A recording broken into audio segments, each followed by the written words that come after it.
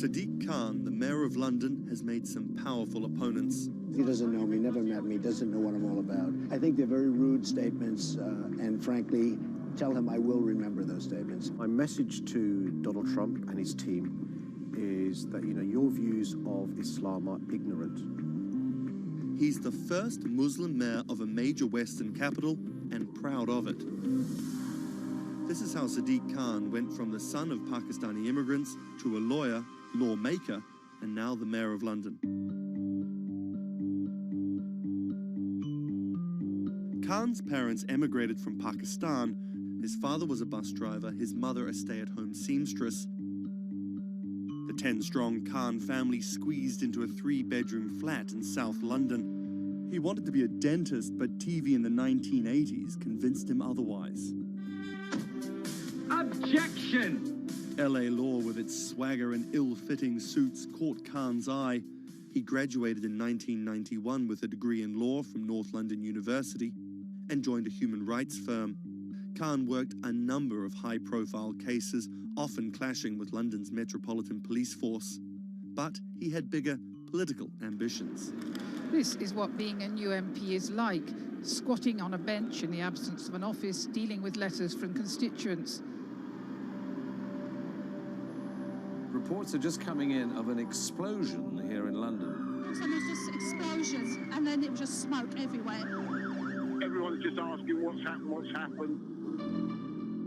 Only 2 months after Khan entered the Commons as a Member of Parliament, London was attacked by Islamist extremists. That day will stay with me for the rest of my life. He spoke out against the attacks both as a London MP and as a Muslim. He has been very clear about his opposition to violence, opposition to terrorism, and has set out to make the case for a more open and peaceful Islam. That's Thomas Penny, one of Bloomberg's Westminster correspondents. Here is a man who is a Muslim, and he is standing up and being open and straightforward and being clear that the problem here is not Islam, but it's Islamic extremism. In 2015, a decade after the attacks, Khan ran for mayor of London, and his faith was back in the headlines. His opponent, Zach Goldsmith, trying to link Khan to radical Islam. The debate got again personal and nasty. The Goldsmith camp has called Khan extreme and accused him of associating with, quote, those who seek to do our police and capital harm. There's a pattern of behaviour. Even the former Prime Minister David Cameron repeated the allegations.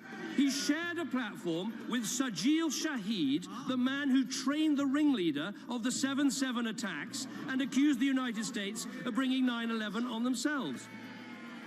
But the smears didn't stick. Zach Goldsmith ran a very negative campaign that was based on what people knew was a lie. This election was not without controversy. And I'm so proud that London has today chosen hope over fear and unity over division.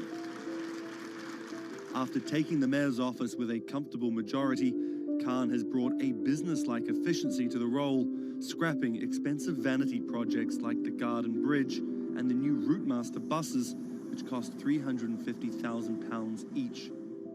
The former lawyer who used to fight the police in court is now praised for his close relationship with them. I was talking to a very senior police officer in the Metropolitan Police who said there was a sea change when he went into City Hall, and the police were saying how much they welcomed this because they knew where they stood and it was more straightforward to work with. So he works like a lawyer, he works like a government minister.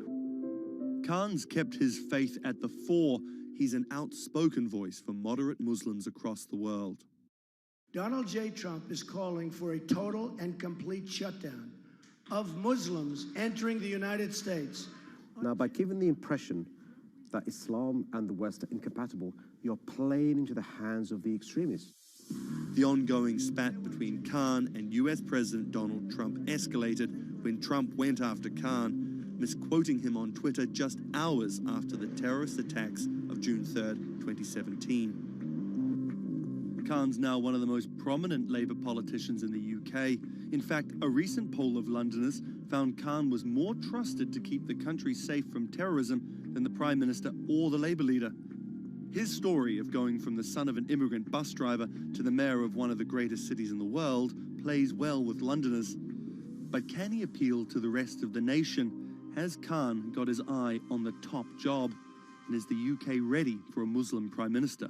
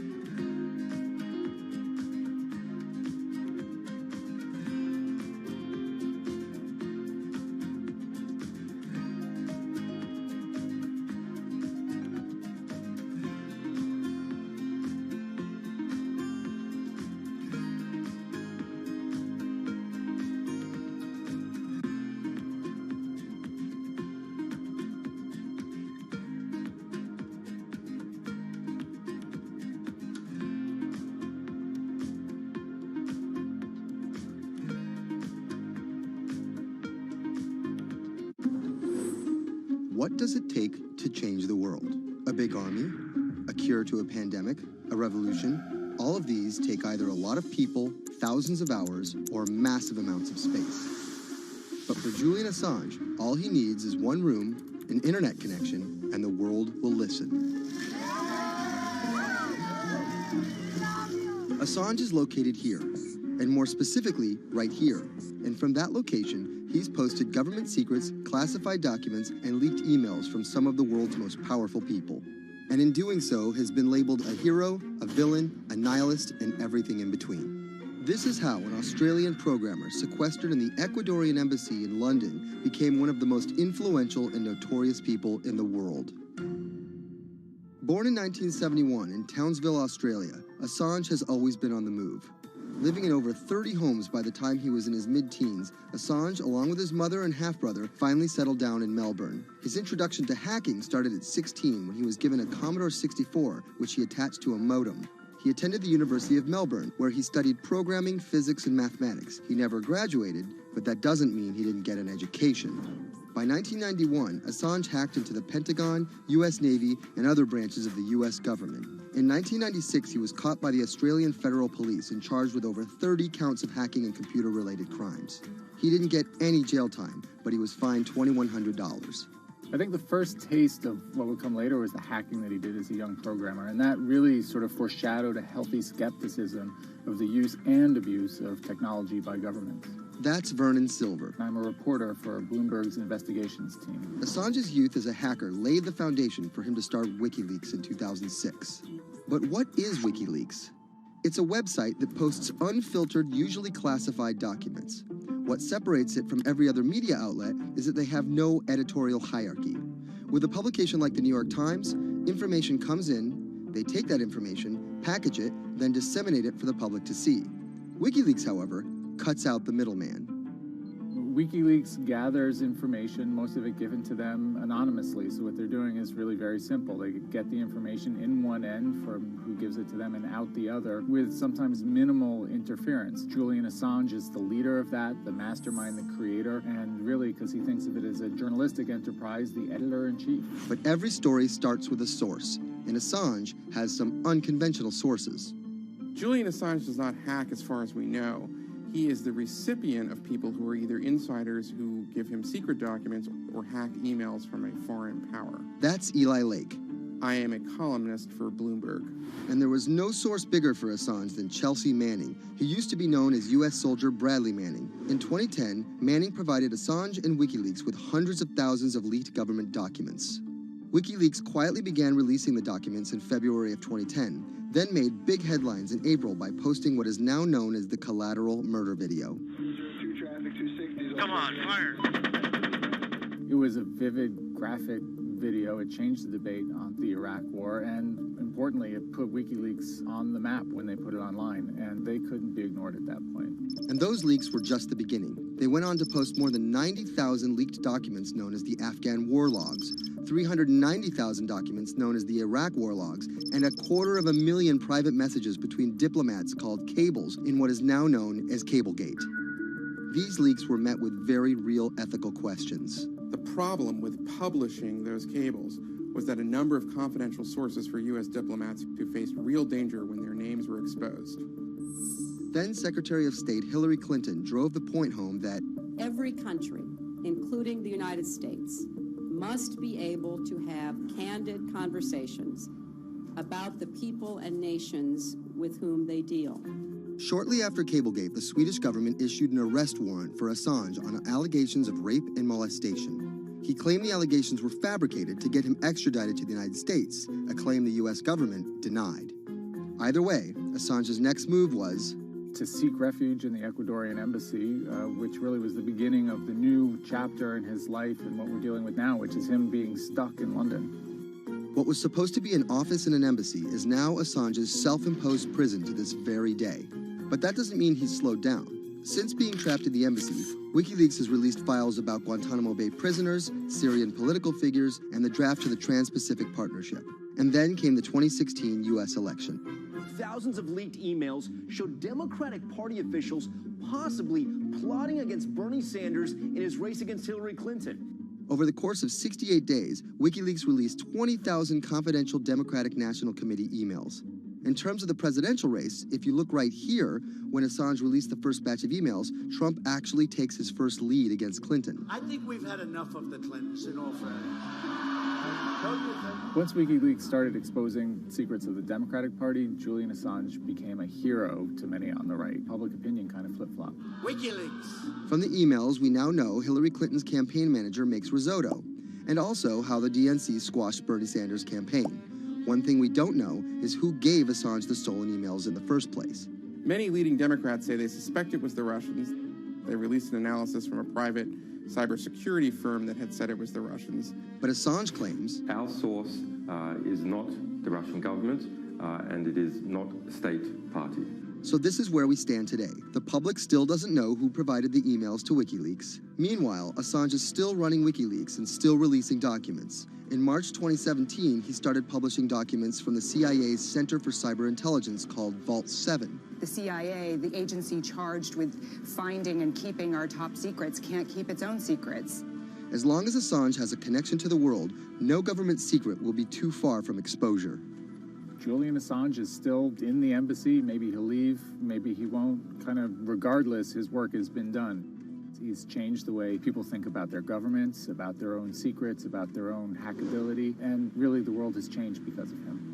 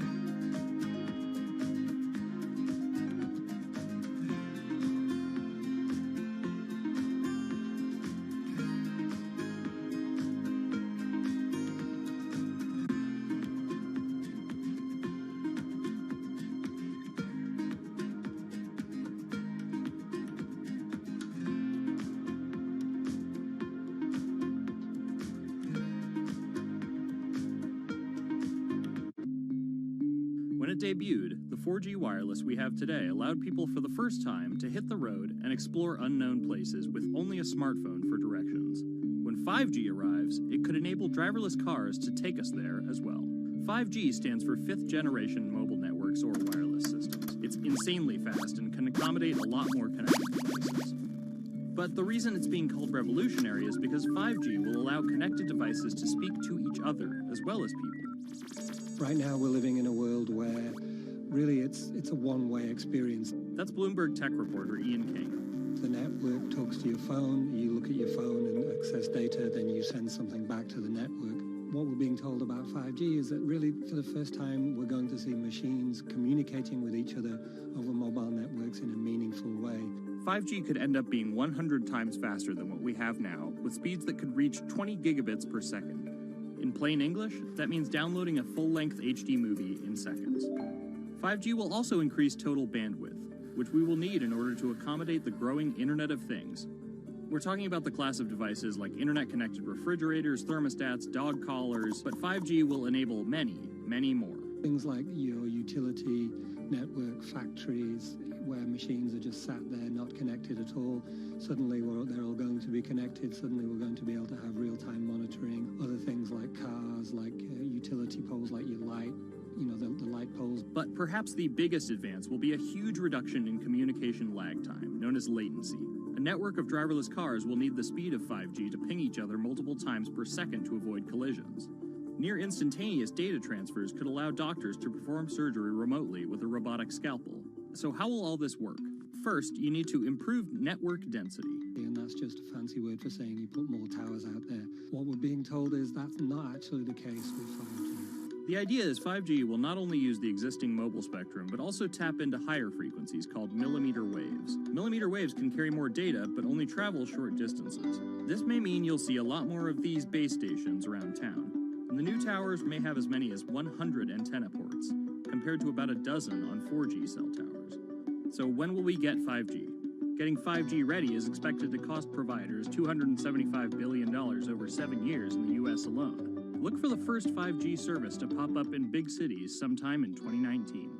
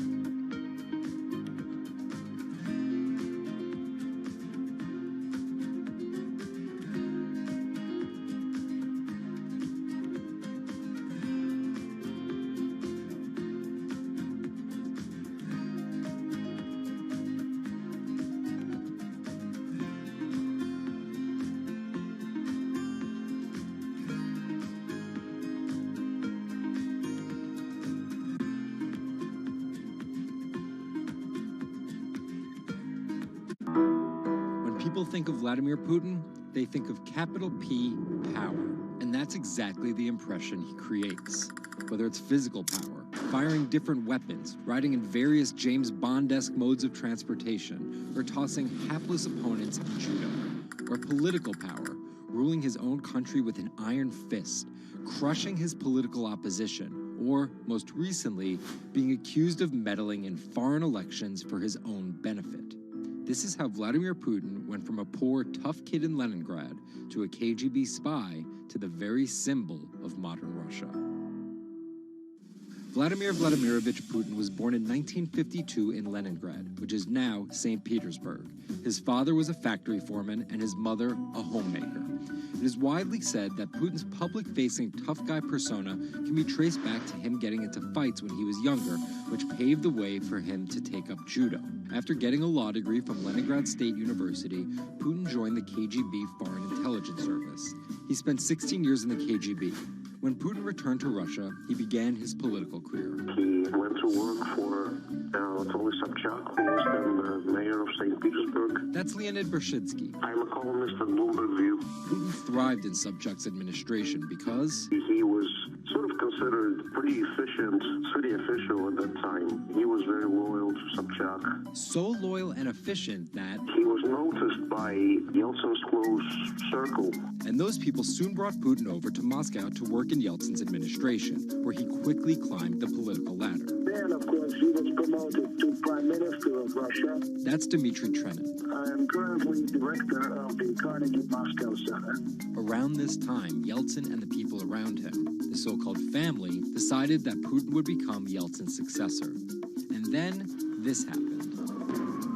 The apartment bombings were carried out in 3 Russian cities, killing 293 people and injuring more than 1,000.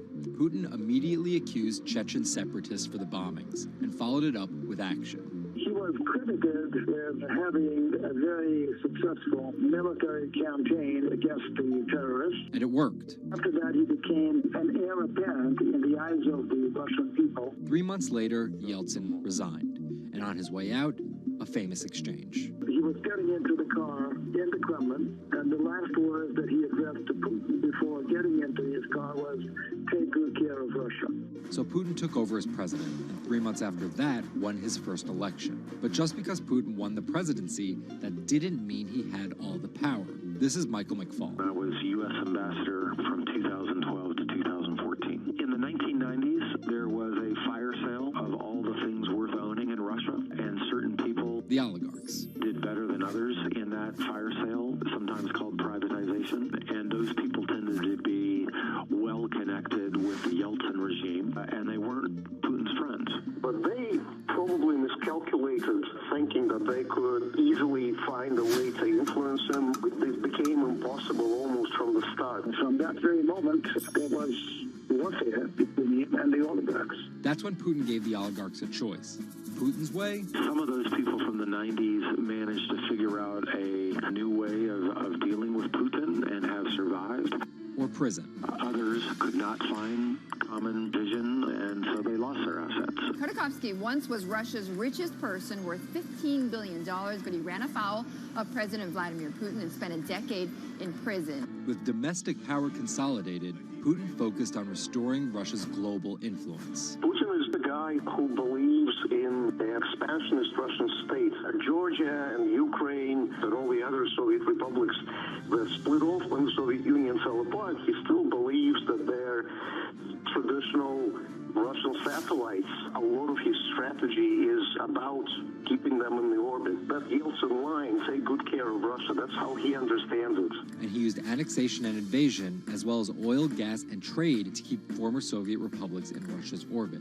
In 2008, Putin's 2 terms were up, and he decided to step down as president. Dmitry Medvedev stepped in as president, and Putin went back to prime minister. But really, Putin never left power. He pretty much continued running the country, and Medvedev was a bit of a figurehead. There was actually a period of cooperation between Russia and the U.S. that benefited both countries during Medvedev's presidency. Because Medvedev did not have the same negative attitude towards the West as Putin did. But when Putin came back to run for a 3rd term, in the lead up to the 2012 election, it was widely believed that both the presidential and parliamentary elections were rigged, and Russians took to the streets. Putin blamed the protests squarely on America, and more specifically, Secretary of State Hillary Clinton. He believed that she had sent, and this is his words, a signal to demonstrators. Still, Putin won by a huge margin and set about crushing the protest movement immediately upon his return to the Kremlin. Over the next few years, Russia's economy tumbled. Putin annexed Crimea, leading to sanctions. The price of oil fell drastically. The ruble hit a new low. And America played down Russia's influence, with Obama calling Russia a regional power.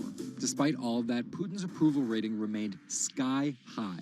And then an opportunity for payback. I think I'd get along very well with Vladimir Putin. In 2016, there was one candidate who called Vladimir Putin very smart. Trump exhibited tolerance towards Putin's actions annexing Crimea, and similar views on NATO and sanctions. Secretary Clinton didn't support any of those views. Even though Putin denies any wrongdoing, U.S. elections. Yes. the U.S. has accused Russia of being behind the leaking of 20,000 Democratic National Committee emails, which many say helped Trump beat Hillary Clinton in the presidential election. Which leaves us here, with the possibility of a President Putin until 2024, positioning Russia to be the world power he always imagined it should be.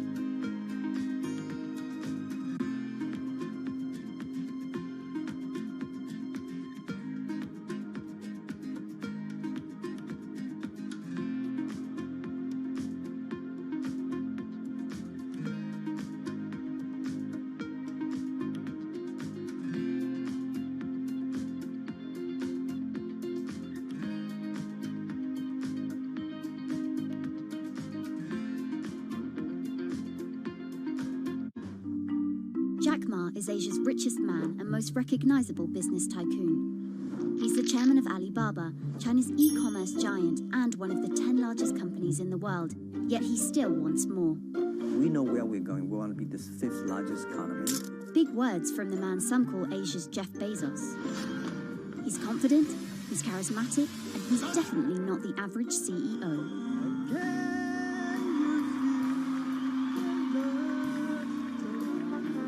This is how a poor school teacher went from the classroom to being one of the most influential multi-billionaires in the world.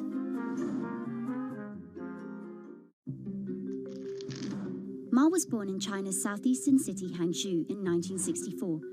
His parents were traditional musician storytellers. As a teenager, he started to learn English from foreign tourists after China opened up in the late 1970s.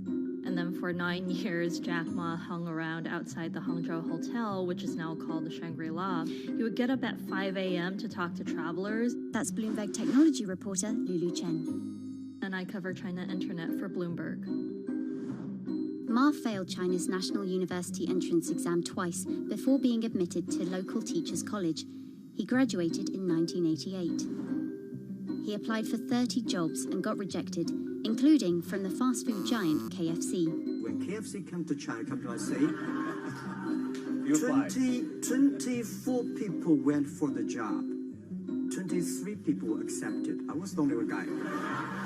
Then Ma got a job at a local university and taught English there for about 5 years, earning just $15 a month. On the side, he started a translation company with several friends. During a company trip to the US in 1995, Ma had his first encounter with the internet at a friend's place in Seattle. I searched the first word beer. I don't know why, because it's easy to spell, baby. And I see beers from Germany, beers from USA, beers from Japan, but there's no beer from China. So he searched for the word China instead and still couldn't find anything. And that got him thinking. He wanted to build something that would put China on the world's map. He started China Pages, a Yellow Pages-like website, but it didn't take off. Then Ma joined a government agency in Beijing to help set up a website. By 1999, the internet stock boom had gripped Wall Street, and back in his Hangzhou apartment, Ma decided to try again. With his wife and a group of friends, Ma raised $80,000 and set up Alibaba, a site that allowed businesses to sell stuff to each other. 人家美国人强就强它的硬件，强就强它的系统建设，这方面确实比你早。但是玩信息玩软了，中国人的脑袋绝不比你们长。我们在座的所有人的脑袋绝不比你们长。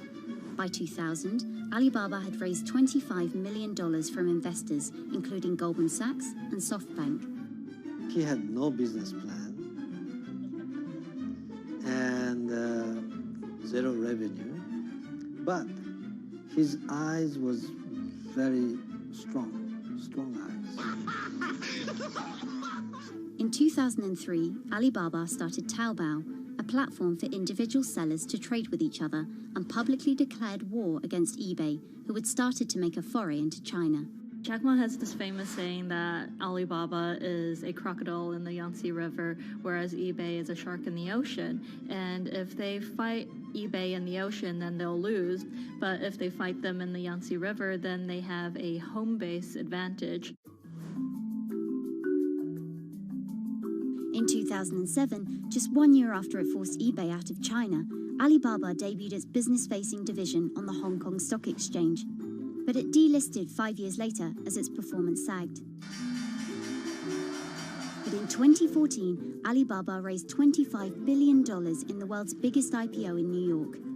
Everybody should have a dream. What if that dream comes true? After achieving dominance in the business of e-commerce in China, Alibaba has been building an internet empire worth $472 billion, with businesses in cloud computing, online video streaming, movie production, healthcare, sports, retail, and even news media. Alibaba buying into South China Morning Post really raised eyebrows. This is the largest English newspaper in Hong Kong, and it shows that Jack Ma's ambitions weren't limited to e-commerce. He wanted to influence not just Chinese users, but also overseas users as well. The US has criticized Alibaba for allowing companies to sell counterfeit and poorly made goods, but in China, it enjoys the favor of China's government. It's part of Ma's company philosophy. In love with the government, but don't marry with them. Jack Ma's an extremely fortunate man for jumping on the internet sector so early. Note that this is a person who has no coding skills at all. He's a natural showman and a gifted public speaker, and really able to convince others to believe in his vision. Ma's vision of growing Alibaba to be the world's 5th largest economy faces strong competition at home and abroad. It will require more than just naked ambition and charisma, but Ma is great at getting himself in the right place at the right time. So far, it's served him well.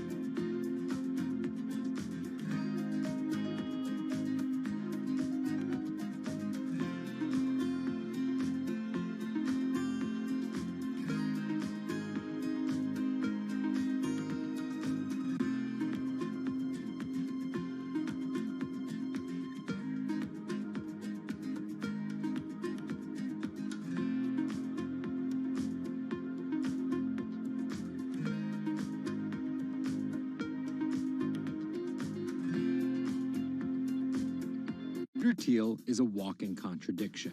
He got his bachelor's and Juris Doctorate from Stanford, but speaks out about the horrors of higher education, saying college is as corrupt as the Catholic Church was 500 years ago. He's a staunch supporter of the free press, yet he bankrolled a lawsuit to bankrupt an independent media company. But these were not journalists. And most of all, he's an immigrant libertarian who's the most public supporter of Donald Trump in all of Silicon Valley. What Trump represents isn't crazy, and it's not going away. This is the story of how an openly gay, immigrant genius, libertarian billionaire went from tech contrarian to Silicon Valley's biggest Trump supporter.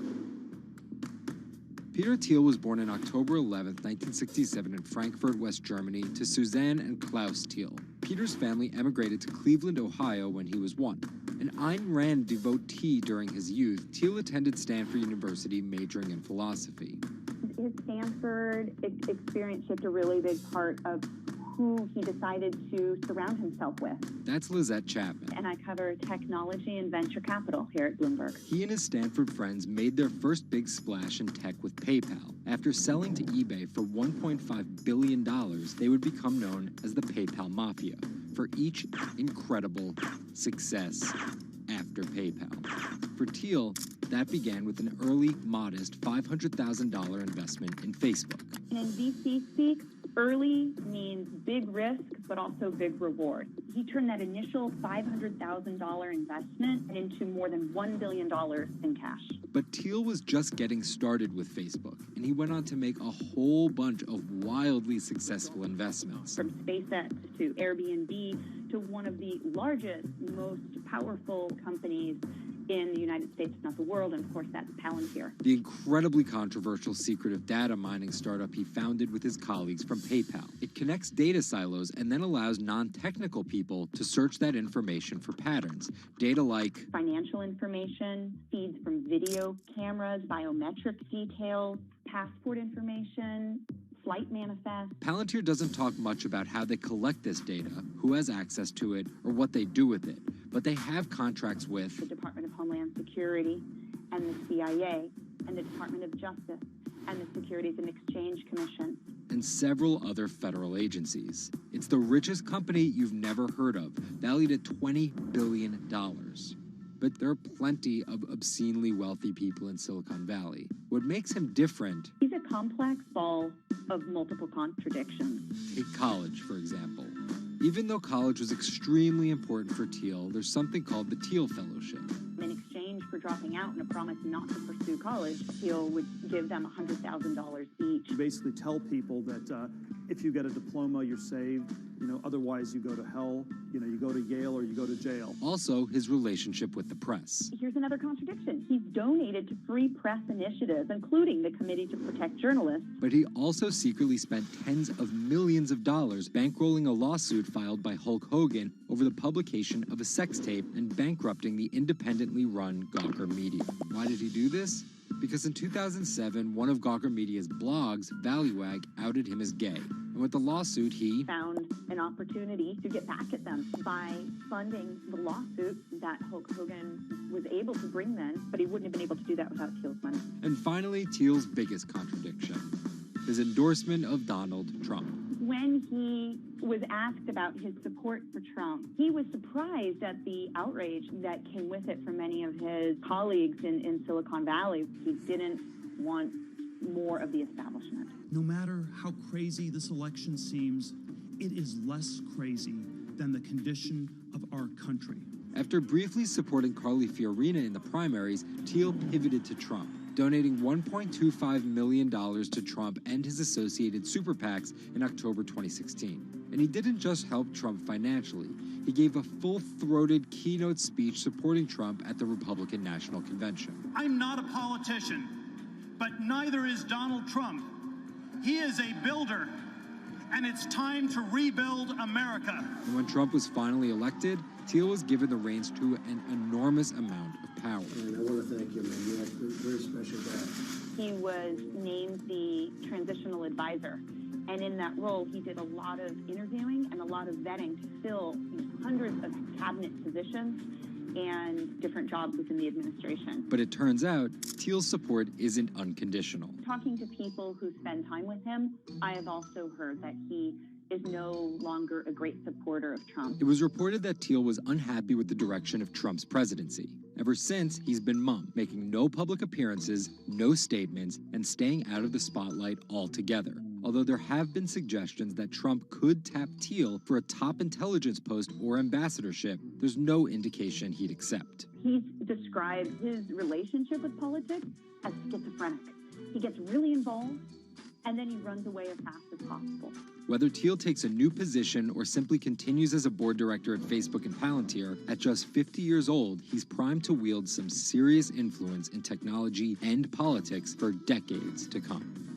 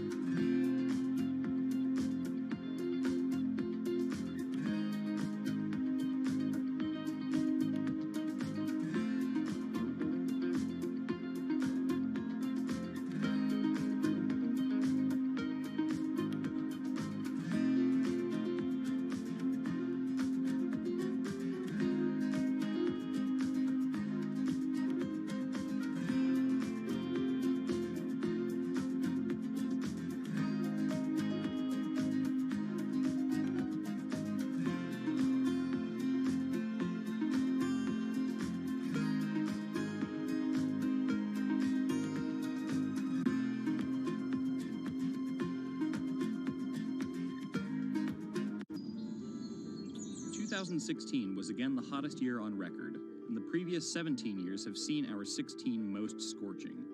Scientists overwhelmingly agree. Global warming is the culprit. And it's just getting started. Ice caps, extreme weather, wildfires, droughts, and the hits keep coming. What are we doing about it? In 2015, the world took its boldest step yet to stem climate change with a historic accord in Paris. But now comes the hard part. Nations must change energy policies and invest huge amounts of money, and they will likely do it without the United States. President Donald Trump announced on June 1st that the U.S. would withdraw from the accord. The reality is that withdrawing is in America's economic interest and won't matter much to the climate. Here's the situation. Decades in the making, the Paris Agreement united the U.S., China, and more than 190 other nations in a push to limit fossil fuel pollution. The The UN-sponsored plan secured pledges to cut greenhouse gases, the emissions that trap heat in the Earth's atmosphere, in an effort to avoid the rising seas and other environmental disasters that climate models predict. But even if all pledges are met, the globe is expected to warm by as much as 3.4 degrees Celsius this century, more than the UN target of well below 2 degrees. Meeting the Paris Agreement means that governments will have to offer more incentives for clean energy, scale back support for fossil fuels, make emissions more costly, and reduce deforestation. It's estimated that the deal will require $13.5 trillion of spending through 2030. Here's the argument. Unlike past climate pacts such as the Kyoto Protocol, each country set its own Paris targets and then promised to revisit and improve them. The U.S. was primed to play a lead role in climate change, but Trump's Energy Independence Executive Order reverses Obama-era rules and directives put in place to combat climate change, and expands production of coal, the dirtiest fossil fuel. The resulting policies threaten the global fight against climate change. Without the U.S. commitment to emissions reduction, other countries may join it in abandoning the Paris Agreement. This could make it almost impossible and even more expensive down the line to stop climate change. Optimists argue that the shift to a lower carbon future is already underway. Businesses, cities, and U.S. states, such as California, are already investing in wind and solar and taking other steps to make it work. I've actually been called an environmentalist, if you can believe that.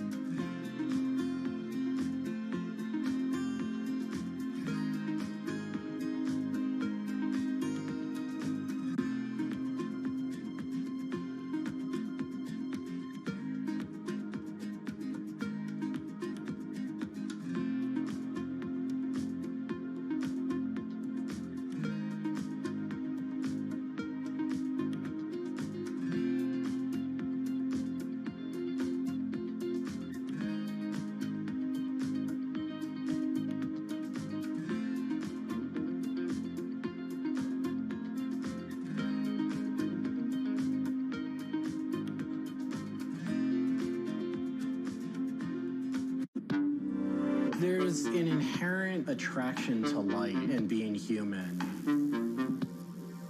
And I think on a very deep psychological level, light is this way in which we experience the energy surrounding us in a very personal manner. My name is Matt Dilling. I'm the founder of Light Bright Neon Studio, and we manufacture, produce, and restore neon works of art and design.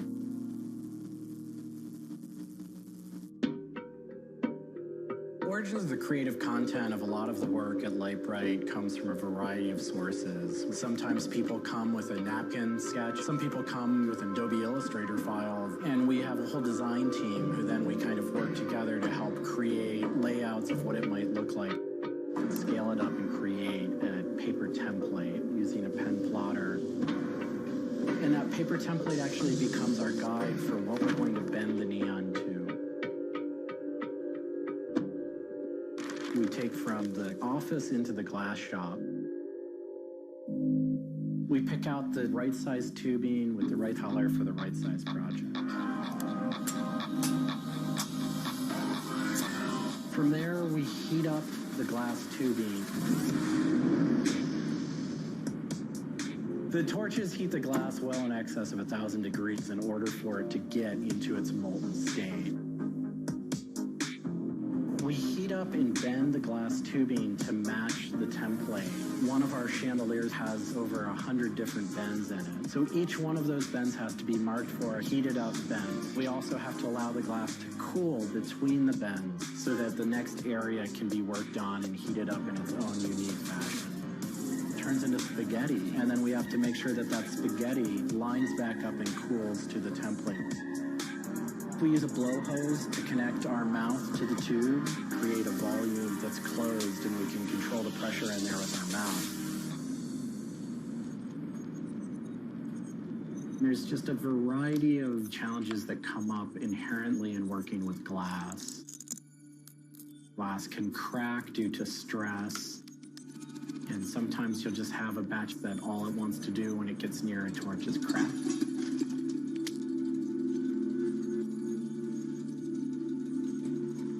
After we've bent various components, we have to go in using the crossfire or the hand torch and actually weld all of those pieces together. The last step on that is then to weld on electrodes onto either end. Each one of those steps is very, very specific. I draw inspiration from so many different experiences. It's hard to come up with one thing that's particular, but one of the ways that I really am able to connect with the creative is to float. Floating is a similar experience to meditation, to psychedelics. Going into a blackened room and laying out in a body of water and salt that's heated to your body temperature, and it allows for all sort of external stimulation to fall away. And your internal world really begins to bubble up and manifest. You really get to experience a different relationship to your mind.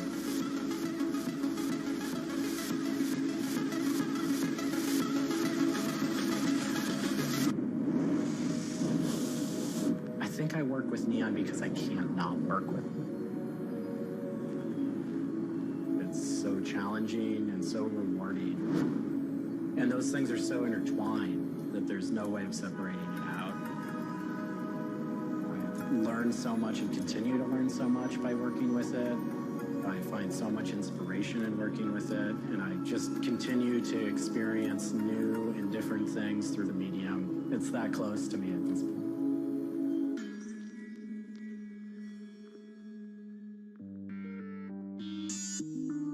Once the neon tube is completed, we have to hook it up to our manifold for bombarding.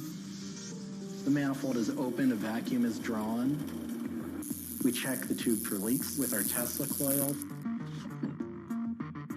We close the tube back off, and we heat it up using a very large and powerful transformer.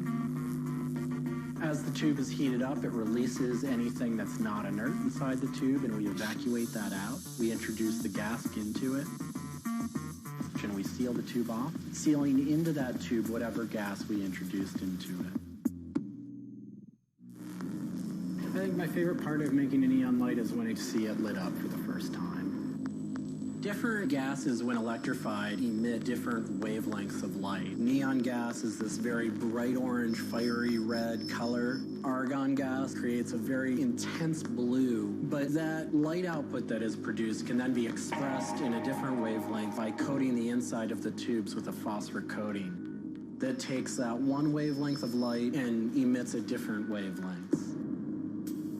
We bring it over to the aging table where we hook it up to an age-in transformer and allow it to settle, age the gas in that we've introduced to it. There's always a stray particle of something left inside the tube. But that time that the oxide coating can act to scrub whatever is left inside the tube while things are getting settled into place.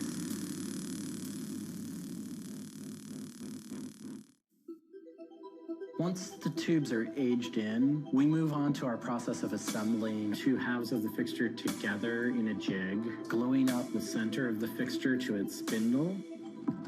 Once the adhesive dried, we would connect the wires from the fixture together into a transformer, and we turn on power and it lights up.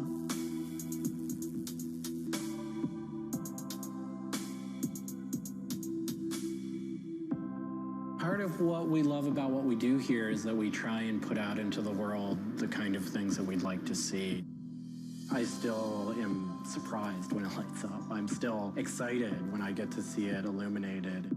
There's an ineffable quality to it. To me, is this insight into the inner workings of the universe. It literally is. It's a way of looking at what is surrounding us in the cosmos in a new light.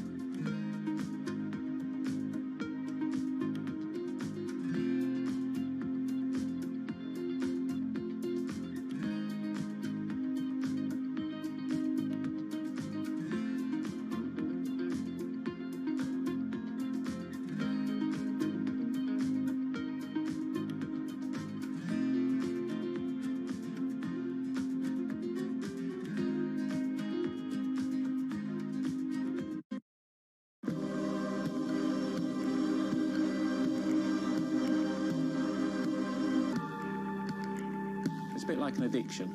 You've got to make something. You have to do something. It's borderline obsession. And every bike we build is my favourite bike at the time, and as soon as it's done, I want to build another one.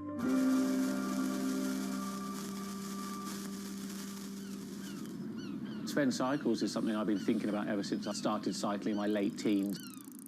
We want bikes that ultimately you'll really enjoy riding. There's never a bike that's the same. There's always a slight change. And as we build them individually as well, they have the marks of a bike that's built by hand. Most people I know cycle have an idea of their dream bicycle. And it may be an evolving idea you've had in your head. And we've worked with a lot of people that have come to us with sketches and scrapbooks. It's really, really nice to build something that's just one-off and unique. I think a lot of people see a bicycle as two wheels and a frame in the middle. There are a lot of subtle changes and nuances in design which can change the riding characteristics quite dramatically. I'm a really big fan of modernist architecture, and the simplicity of a modernist building is really hard to achieve. And with some of our bikes, they may look very simple, but I think people should not underestimate the time and effort that goes into designing a product. Tubing is key to a bike's feel and ride. Reynolds tubing has been in my life ever since I can remember. Growing up, I could never afford a frame manufactured with their tubing. We can now put a badge on our bike saying manufactured at Reynolds, which is a sort of thing as a kid I just wouldn't have believed was going to happen.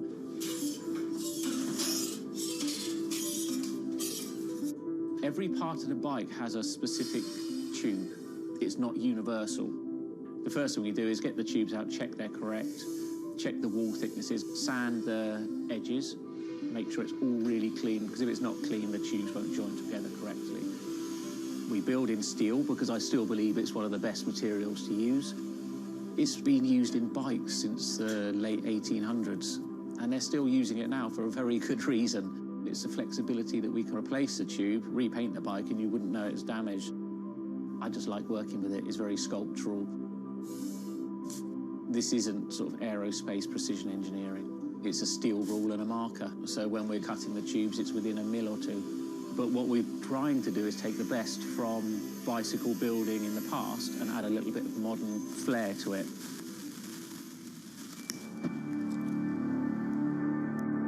There's various techniques for building bicycles. We do a thing called fillet brazing, where you connect a pipe together. We use a bronze rod and a flame. We heat the tubes up to the same temperature and we fill the joint with bronze. And it gives a very, very sort of fluid, lovely, sort of quite sculptural feel. You've got to practice. You've got to be able to judge material temperatures. You've got to just look at it and you just get a feel for it. It's a stage where your tubes start to look a bit like a bicycle. My father's a jeweler. He'd make sort of very pretty things, which are lovely, but for me, they don't really have any function. What I love about bicycles, you can start on a Monday with a box of tubes, you can be riding it by the weekend, and it can last you for the rest of your life.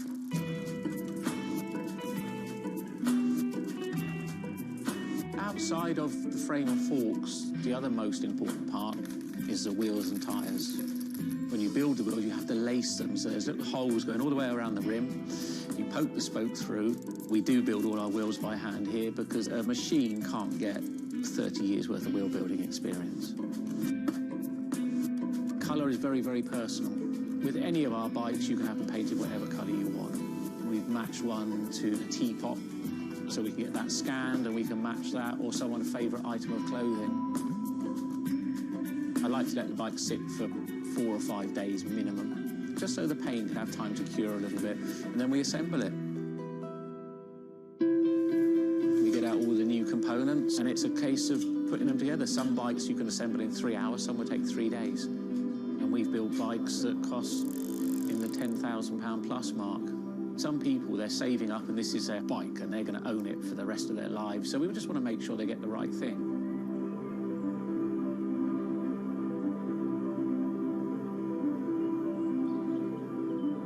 I think the bike for me was the first time I had some freedom. So as soon as I had one, I was off. A lot of people still get that thrill as when they were a kid blasting down a hill, wind going through their hair. It's fun. Everyone has their favourite jacket or something that just makes them feel good. If you've got a bike that fits well, you actually feel part of it.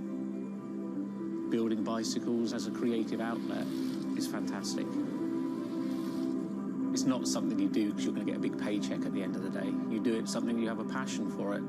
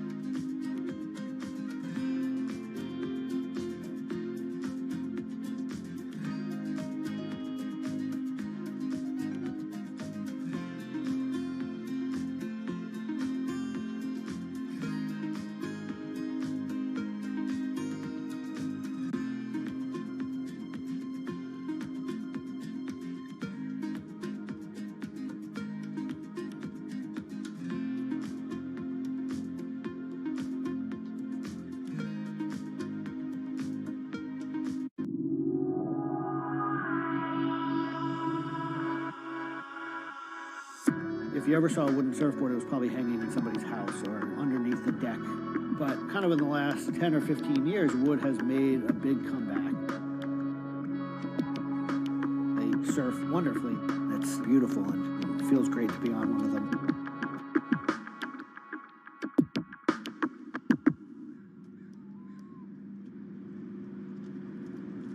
I always had a love for wood and kind of passionate about things that went in the water. I've kind of been around wooden boats most of my life. There's just so much character. The way they're built, the stories that come with them, a lot of that has translated over to why we build surfboards the way we do. When we first started thinking about building surfboards, wood was the natural material we chose. They have a very high strength to weight ratio. Wooden surfboards have the longest history of use in the surf world than any other material. People have been surfing wooden surfboards since kind of the first documented history of people riding waves. The board starts in CAD, where we take a 3D model, break down the shape, and kind of create frames and templates and all the inner parts of the board that we get cut on a CNC machine. We take those frames and we just pop them out, assemble the frame into kind of a skeleton. We go out to our lumber shed, pick a bunch of cedar, and bring them into our mill shop, put glue along the edges, clamp it all together into a panel. Everything's book matched, you have symmetry in the colors and texture of the wood. Cut your outline. take our assembled frame, gently put it down right on top of the plank.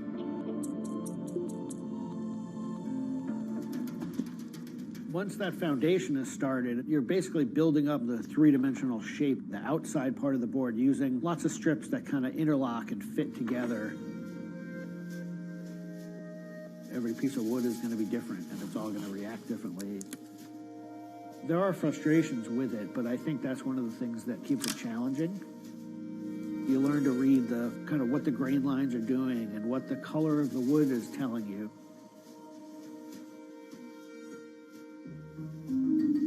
Once those rails are cleaned up, we put our top planks on. It's a little bit like putting a lid on a box. It's like, this is it. Whatever's inside that board is staying inside that board. And by tensioning some rope, you can clamp the two together. It's like a time capsule.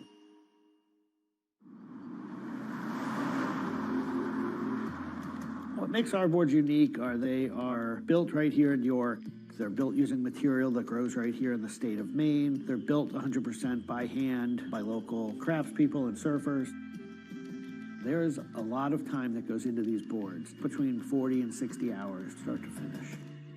We wanted to build surfboards that were as hollow as they could be, but still be strong enough to work well. Too light and they don't surf well, but too heavy and they don't surf well. So there's a balance point there, and that's where we try to be. Taking the board off the rocker table, once the top has gone on, that is by far one of my top favorite parts. It's just you and a shaping stand, a board, and a hand plane. Everything else is out of your view. It's simple, it's pleasurable, it's quiet. You can be with your thoughts and you can just kind of be present.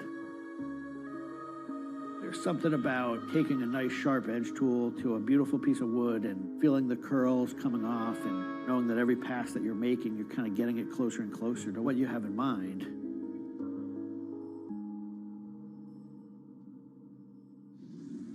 Once we've shaped it down and the board's looking like it's supposed to look like, time for it to go into the glassing room. 4-ounce fiberglass, laying it over the board, draping it over the edges, cutting it, applying epoxy, and on the board. Once both sides are lamb coated, it's time to put in the hardware. Drill and router and install the fin box. And on the other side, we drill and put in the leash plug and a vent. There's a lot of air just naturally inside the board, and that air wants to expand and contract with temperature changes. And that vent has a little piece of Gore-Tex fabric in it, and it allows air to kind of breathe both ways, but it doesn't allow water to get in. Once all that hardware is put in, it goes back into the glassing room. We brush a nice, beautiful, thick coat of epoxy over the whole surface, and that we call a gloss coat. That's supposed to look beautiful and glossy and shiny and flawless. You get to see that board come to life. Whatever the colors in the wood, they really come out. It just makes it look like candy. You just want to touch it and run your hands down it, and it's just kind of the icing on the cake.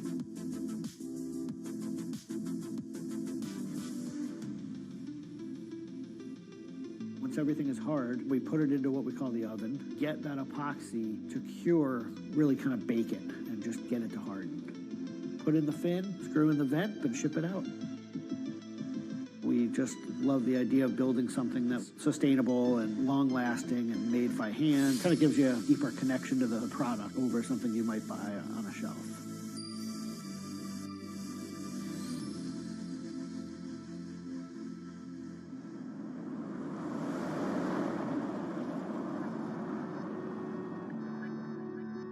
When a customer gets the board, they feel it. They 100% feel the amount of work and the amount of passion that went into the board. So I'm not really looking at hours and efficiency. We're looking at like doing it right and enjoying it as we go.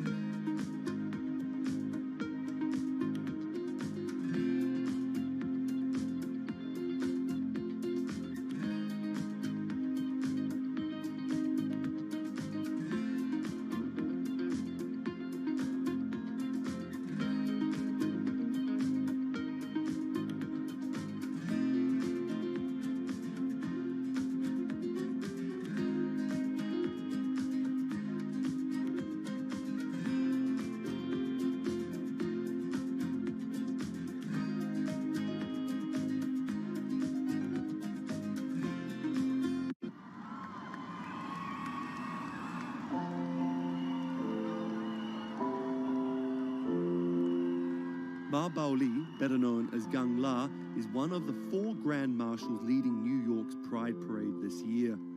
But in the country he comes from, being gay is still a social taboo. The CEO of a Beijing-based internet company is on a mission to improve the lives of millions of gay men in China.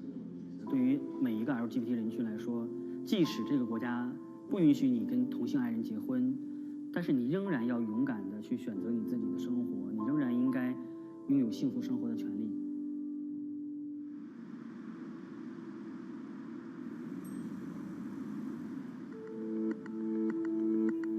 Ma's company Blue City runs an app and a website specifically for gay men. Blued is one of the biggest gay social networking apps in the world, with an estimated 30 million registered users. Unlike most other apps, Blued is more than just dating or hookups. 大家可以在我们这个软件里面找他自己的情感，然后可以阅读相关的内容，然后可以进行一些娱乐，比如玩游戏啊，比如看直播啊等等。Back in 2000, when Ma studied at a police school in northern China, he realized he didn't feel like everyone else. 因为他们都找女朋友，然后谈恋爱，但是我对长得好看的同性的男生，我反而觉得对我更有吸引力。所以那个时候我就到互联网上去找这样的一些资料，然后希望能够告诉我自己我到底是谁。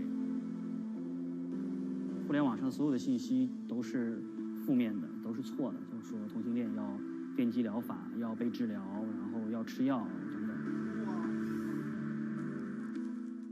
After visiting some foreign websites with different attitudes to homosexuality, Ma created his own site for a Chinese audience, encouraging people that 他们也是正常的，他们不用自卑，然后也不用自杀。Even though attitudes towards homosexuals are slowly changing in China, it's still a social stigma. The virtual world of Blued, where members can be open about their sexuality, is for most a striking contrast to their real lives.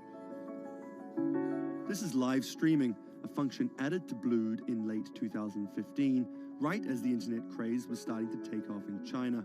Many self-made stars like Jin make decent amounts of money by receiving audiences' virtual currencies and gifts. 我们不是彼此的初恋，我们初恋这种事儿多不靠谱啊。For Kyle and Klaus, a couple who have come out, live streaming on Blued means something different.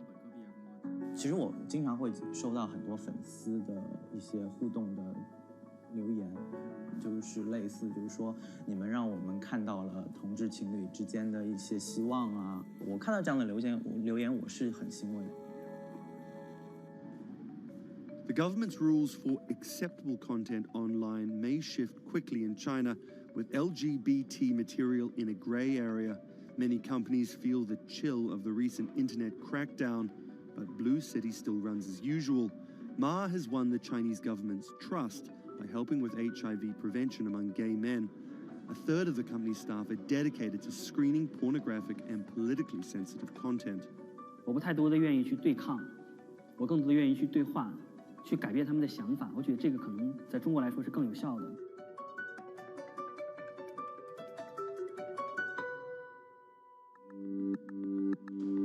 In the past 5 years, Blue City has grown from a team of 7 people to a promising business with about 250 staff.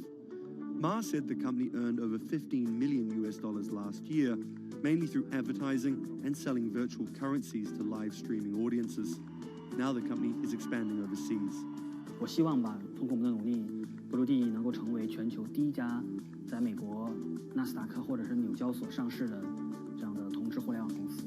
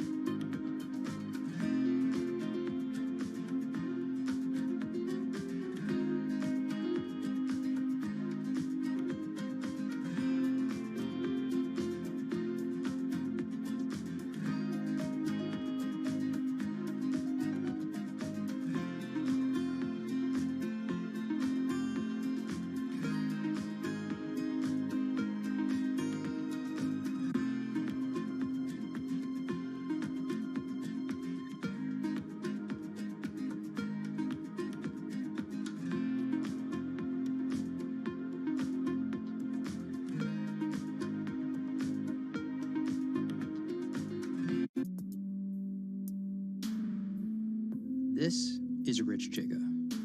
He's a Chinese rapper by way of Indonesia, and he's very popular on the internet.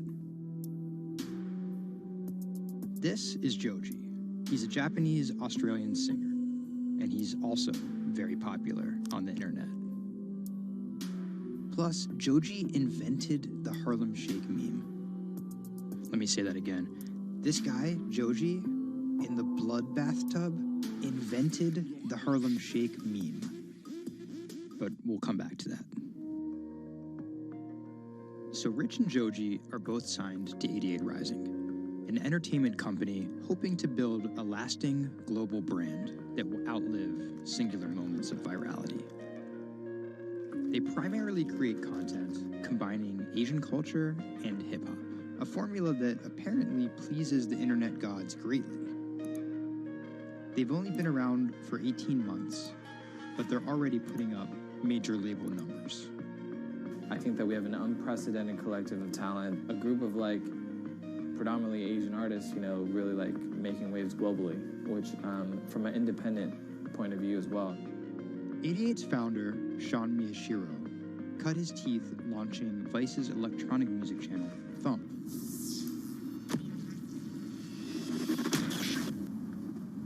But quickly, Sean became interested in life beyond dance music. I knew that after launching a whole content platform that I have kind of the ability and the know-how to do it again, but like for what was the question. So Sean moved to the Bronx to start over and figure it out. He couldn't afford an office space, so he worked out of his car at the top of a grimy parking garage. Everything kind of started here. If you look around, this is my environment. This is my serenity, really. 88 Rising was built here. Built on the grounds of LA Fitness residence in a parking garage. I was living in the Bronx. I'm just like, damn, where the hell do I go?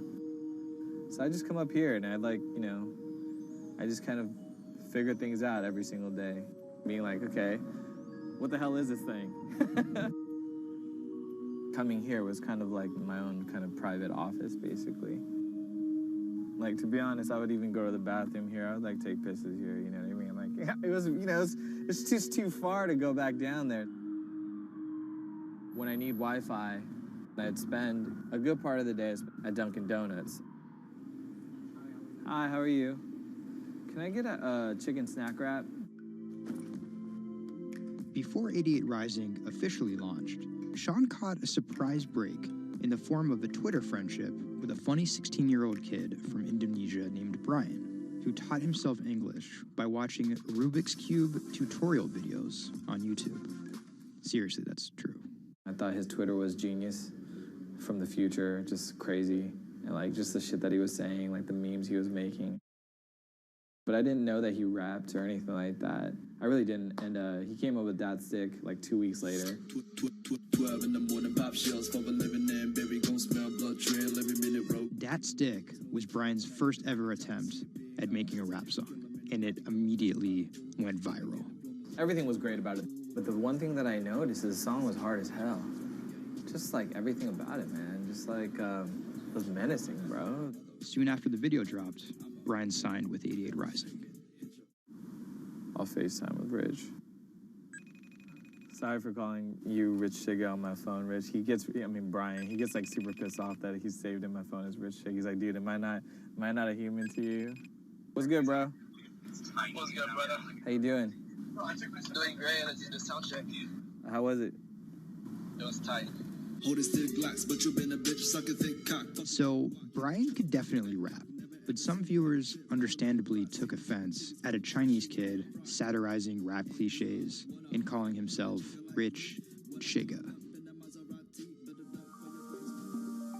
But if a group of well-known rappers saw the video and genuinely liked it, that could at least help validate Brian as a legit hip-hop artist.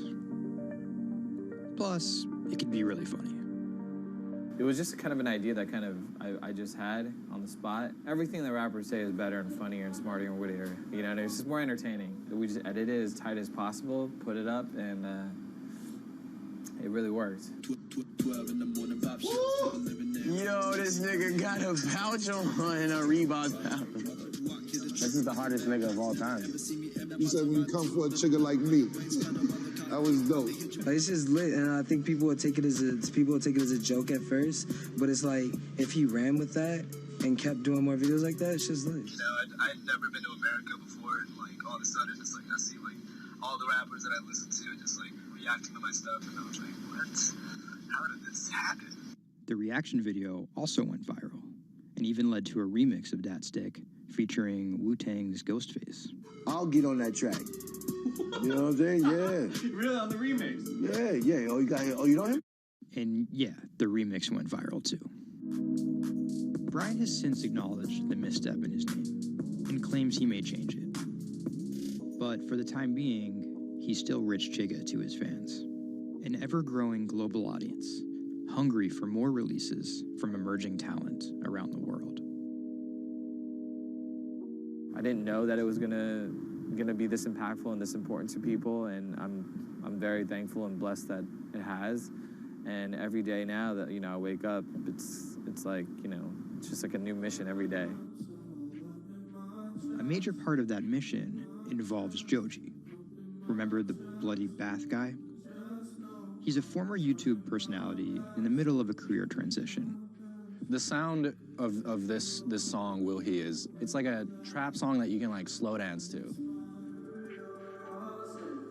Awkward prom shit, you know what I mean? I used to do crazy episodic internet videos. It was going well. And one day, it was me and a few friends just in a room. We were casually chilling, and then someone plays the song, and it's brand new at the time. I happened to have a lot of costumes laying around, so I told the other guys, I was like, get in these costumes and let's just dance to it. Like, who cares? We were like, okay, let's just go crazy at the drop. So that video goes up. I go to sleep, and the next morning, everyone's doing it, like next morning.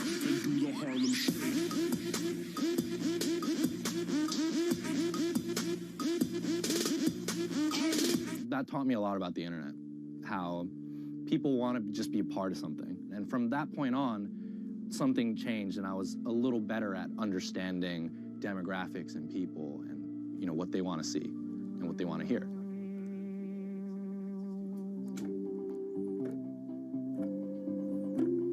I was friends with a couple other artists who were affiliated with 88, and then I also started to realize that 88 is the bridge. Okay, ladies and gentlemen, new order placed to sell short Japanese yen. Price 105. Oops, it's already no, too late. Sorry. Let's see if I'll be able to enter price.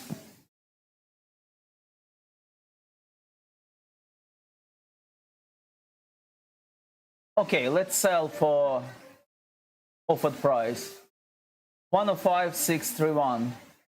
Wait. Let's wait.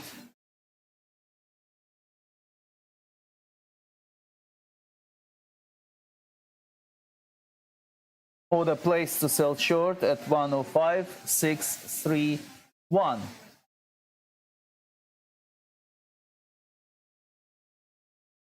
Okay, position opened and 105,631.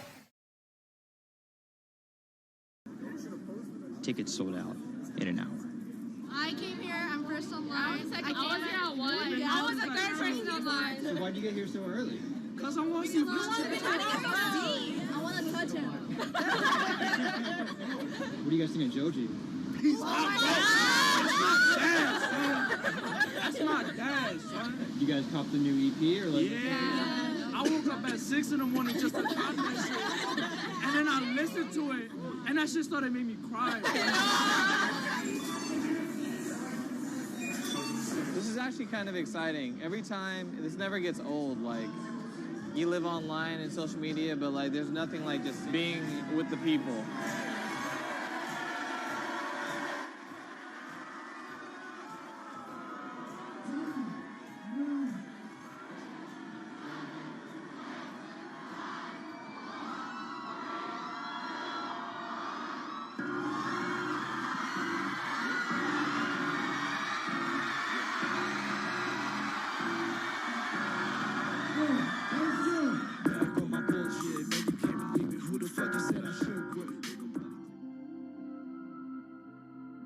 often than not, viral success happens by accident. And then after an appearance on Ellen or Jimmy Kimmel, the creator's star power fizzles out.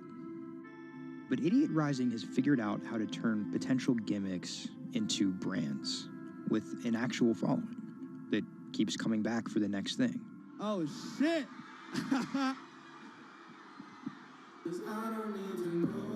So keep an eye out for Idiot's next move. But more than likely, it won't be covered on network television or terrestrial radio. Although, as they've already proven, nowadays that really doesn't matter.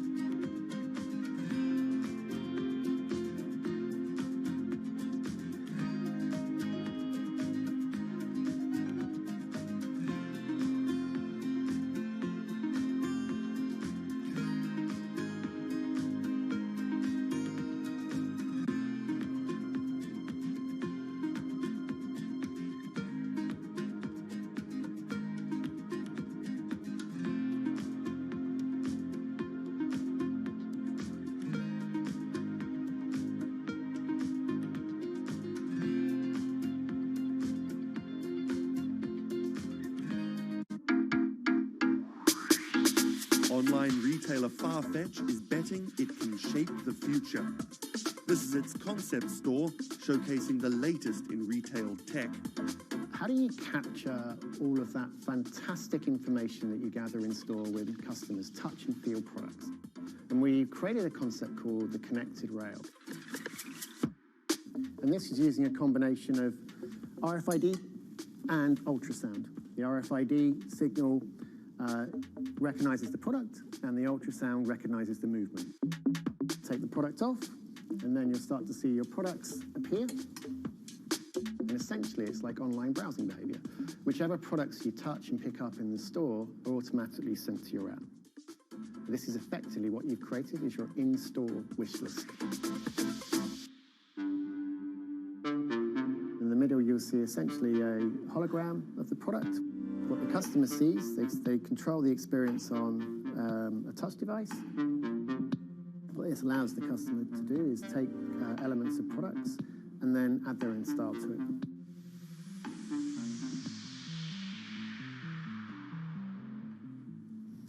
Right, so this is the connected mirror. So in this example, I see my products. I select a coat, and that's tried it, and it's slightly too big for me. So what I can do is choose an alternative size and send a request to the sales associate, and they'll bring that size to me in the fitting room mirror. You'll also see that we've got some product recommendations here. Crucially, the sales associate's able to push items into the mirror from their device. If you wanted to, you could simply use the mirror and pay and go. Your items would then be packed and dispatched to you afterwards.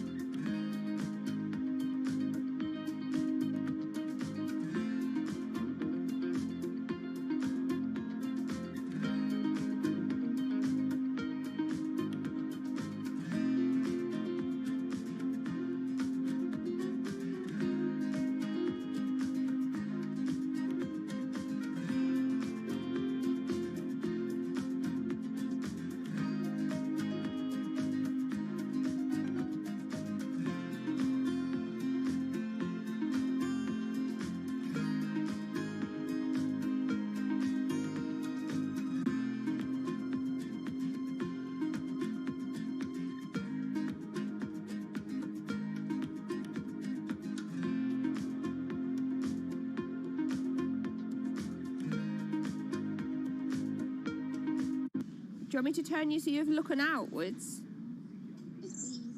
Yes, please. How about there? First time we came out with B, Jade said, "It feels like I've been released from prison." Do you want these, Mrs.? Definitely. Definitely. Right. Yeah. And she could say hello to everybody, people she hadn't seen for months. It's Oh, it's Jade. Jade. Oh. So you can talk to Jade through this. Hi, Katie. She's there. Hi.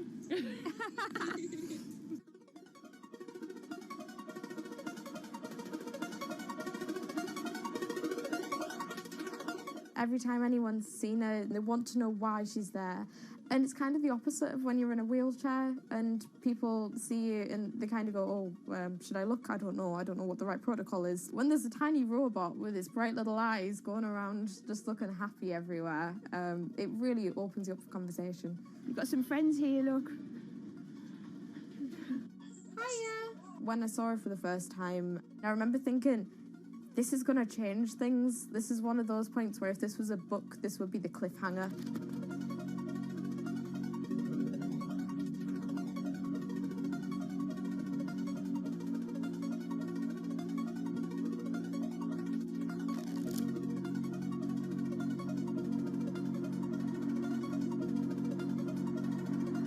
condition called Ehlers-Danlos syndrome, which means that I have a lot of dislocations, there's a lot of pain, and a lot of seizures and whatnot. So I can end up on my own in my room for long periods of time.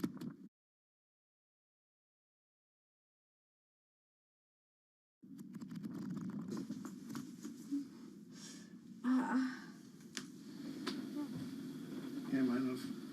A lot of the time, with a condition like my own, of course there's the pain, and the pain is bad, and the dislocations are bad, and the seizures and being in paralysis and never knowing whether you're going to be able to wake up properly tomorrow, that's bad.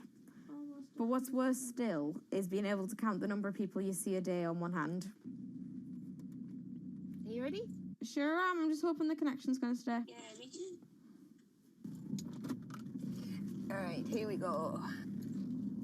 When you're used to just the same little metre by metre and a half window every day, and you've been there for months, being able to just see the sky from somewhere else, or the tops of trees, or a sign, is incredible. Or being able to have that kind of chat in the car that most people would probably take for granted. I'm going to go past Grandma and Grandad so you can give them a wave. Now, if Jade is particularly seizure-y, she can still take part. And that's brilliant, really, because before she would just be left in a bed or in the house with just her carers. It's quite a small world, that. Right, so there's one of them. Here, this costume I'm busy making at the moment. When I'm not on bed rest and I'm not just wearing pyjamas all the time, I enjoy being able to dress as different characters and go to Comic Cons and that kind of thing, because it just lets me show a different side of myself, and it's a bit of fun. If you can't go out that often, you've got to enjoy it when you do. Was that? Good. It's one of those weird things where I want to not have to use B because I want to be well enough to be able to go to those places myself. Like, it really makes a big difference to me to be able to go into school. But the thing is, with my condition fluctuating all of the time, I can't go into school reliably.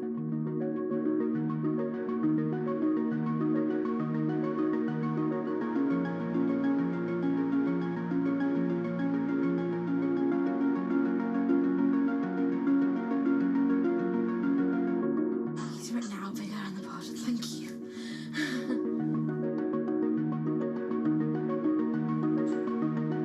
Today's the first day that I've been in school via B, and so far it's interesting. Still a few little things that we need to work out, but for the most part, I think it's going fairly well.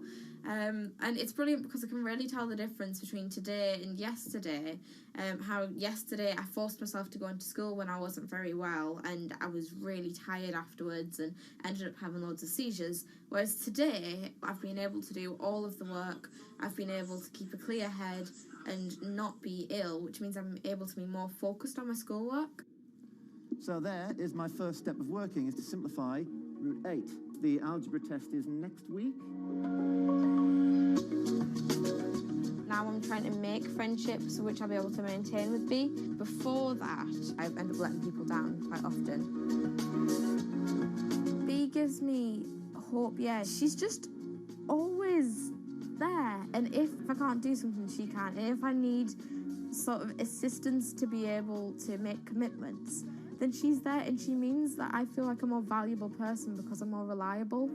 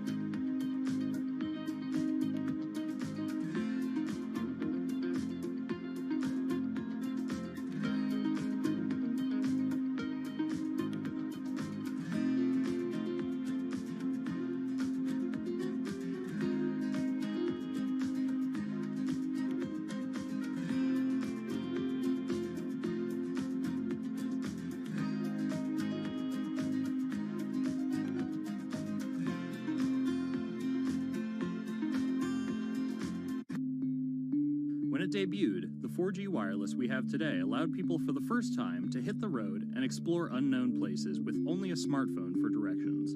When 5G arrives, it could enable driverless cars to take us there as well. 5G stands for 5th generation mobile networks or wireless systems. It's insanely fast and can accommodate a lot more connected devices. But the reason it's being called revolutionary is because 5G will allow connected devices to speak to each other as well as people. Right now we're living in a world where really it's a one-way experience. That's Bloomberg tech reporter Ian King. The network talks to your phone, you look at your phone and access data, then you send something back to the network. What we're being told about 5G is that really for the first time we're going to see machines communicating with each other over mobile networks in a meaningful way. 5G could end up being 100 times faster than what we have now, with speeds that could reach 20 gigabits per second. In plain English, that means downloading a full-length HD movie in seconds. 5G will also increase total bandwidth, which we will need in order to accommodate the growing Internet of Things.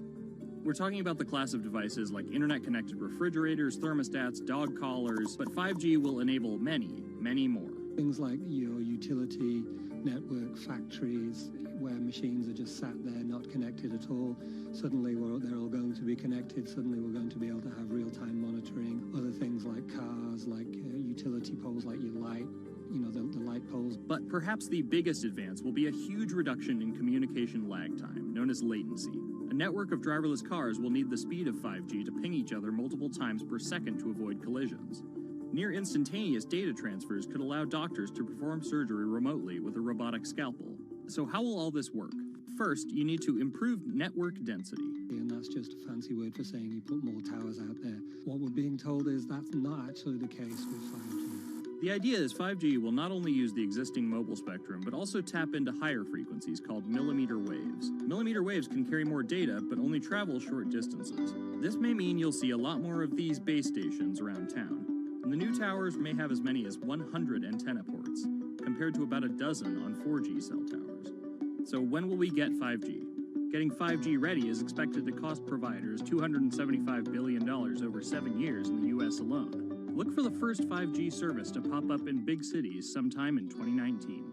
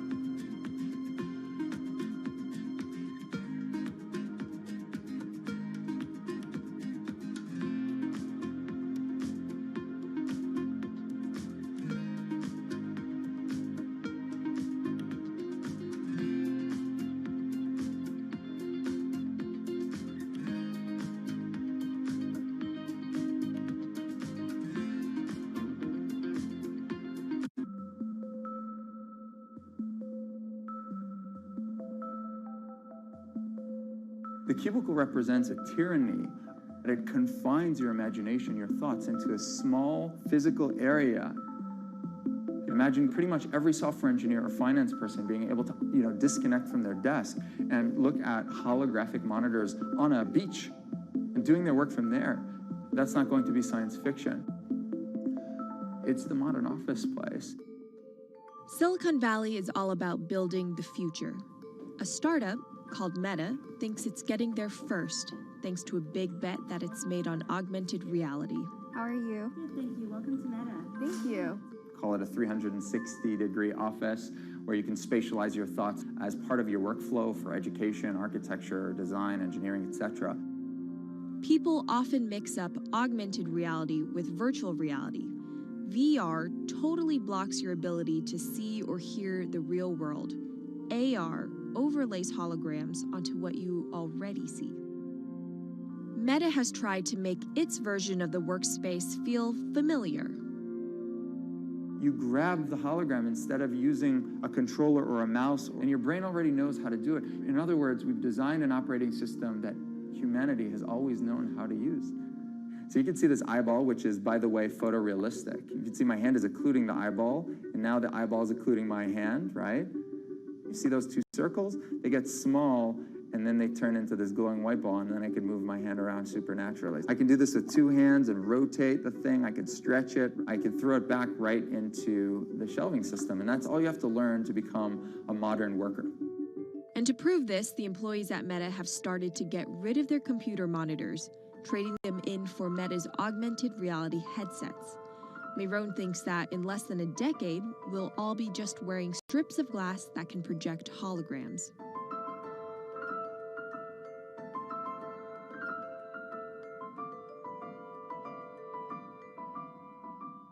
In the early 80s, everybody had computers on their desktop, but no one was using them because they had a lot of work to do. So they were still using typewriters.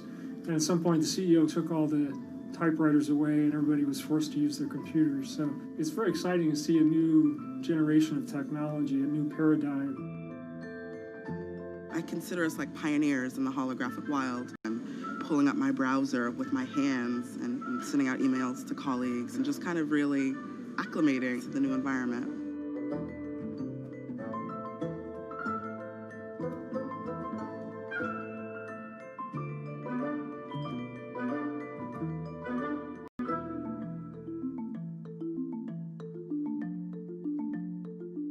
Now you're putting on my computer, essentially.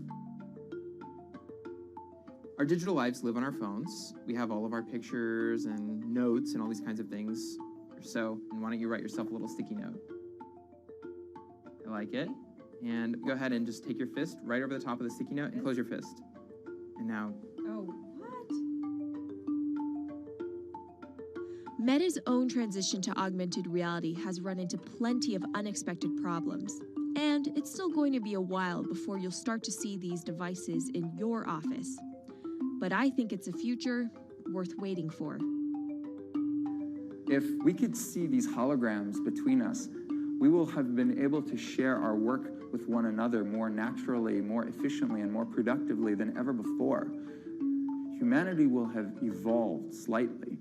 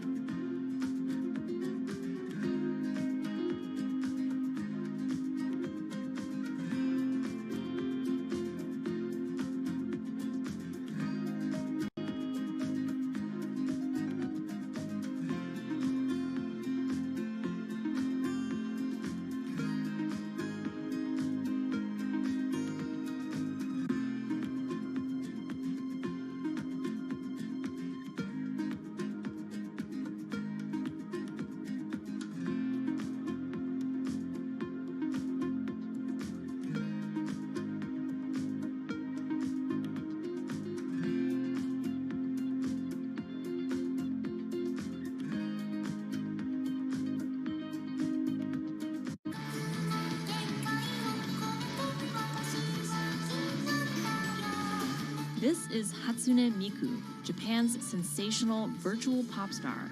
She's released over 100,000 songs in multiple languages and performed sold-out concerts around the world. Her image has appeared in games, on TV, in car races, and is even etched on the side of a Japanese space rocket. I came for Hatsune Miku, Carlos. She's Lady Gaga's favorite digital pop star and opened shows for her in the US 3 years ago. Tens of thousands of fans attended her exhibition and live shows near Tokyo recently. 理想のアイドルっていうとどの曲でもミクはすごい綺麗に歌ってくれる。他没有缺点啊，没有任何让我们感到不开心的一些新闻。She's everything to everybody. That's probably why she's so popular. Miku's creator Hiroyuki Ito and his Sapporo-based company have been developing the virtual diva for over 10 years. 初音ミクとはキャラクターとしてすごくYouTube とかで検索するとたくさんの初音ミクが出てくるんですけども、元々の初音ミクのその原点は歌声を合成するソフトウェアなんです。Both the software and character are named Hatsune Miku, meaning the first sound of the future. Originally based on Yamaha's Vocaloid technology, Miku the software has a sound bank containing voice samples and a huge array of tools. You input the melody and lyrics, then Miku the character sings them.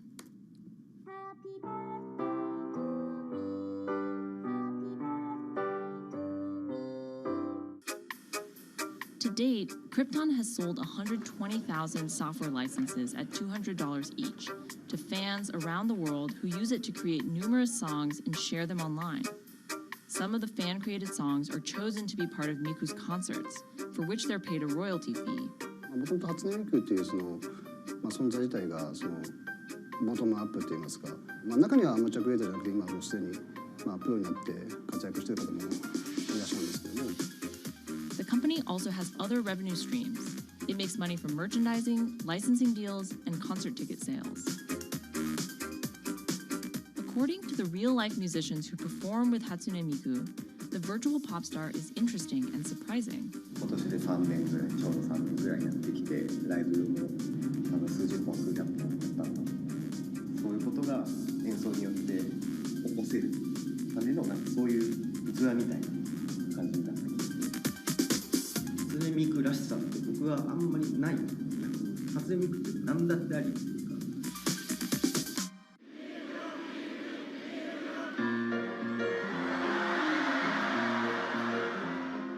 For Ito, Miku has the potential to change the way we think about music. そういう新しいテクノロジーによって新しい音楽のあり方っていうものを模索していきたいと思っていました。And for her fans, it goes even further. 初音ミクって魂がないので、だからみんな魂を作り上げるために存在している。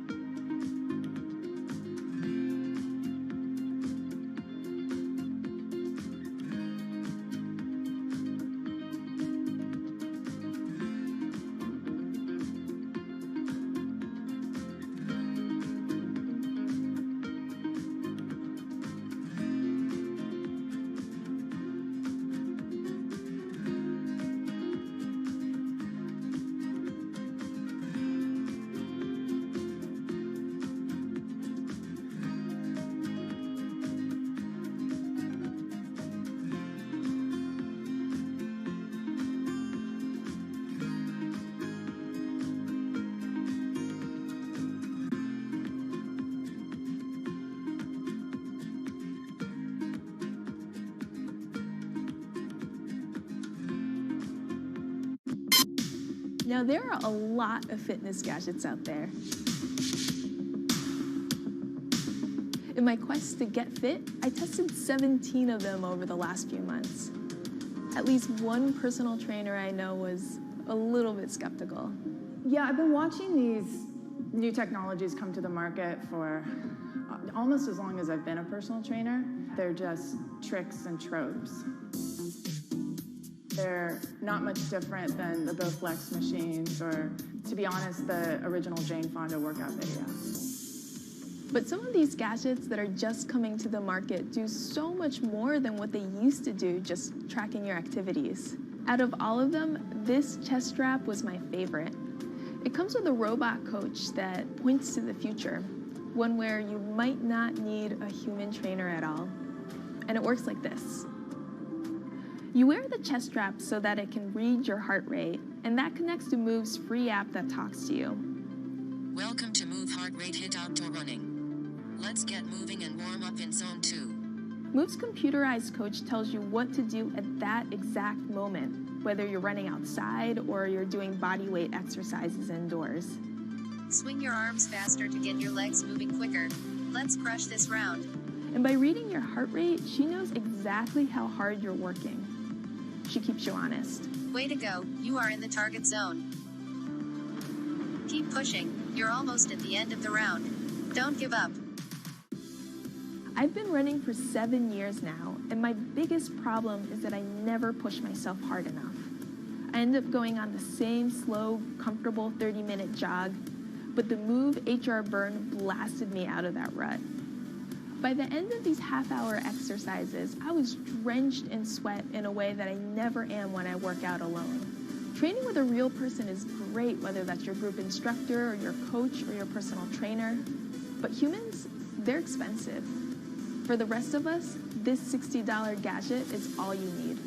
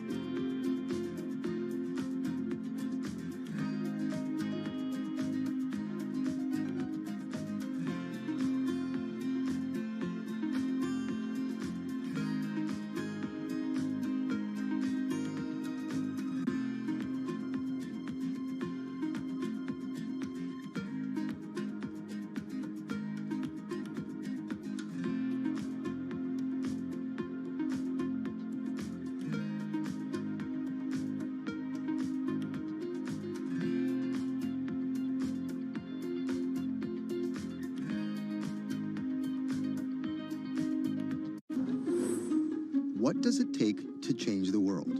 A big army? A cure to a pandemic?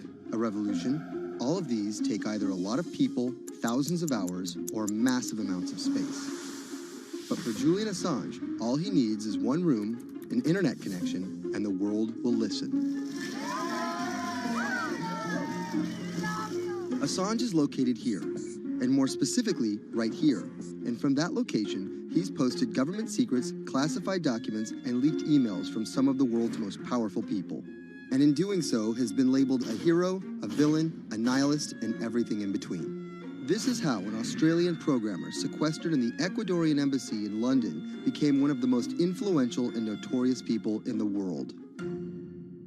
Born in 1971 in Townsville, Australia, Assange has always been on the move.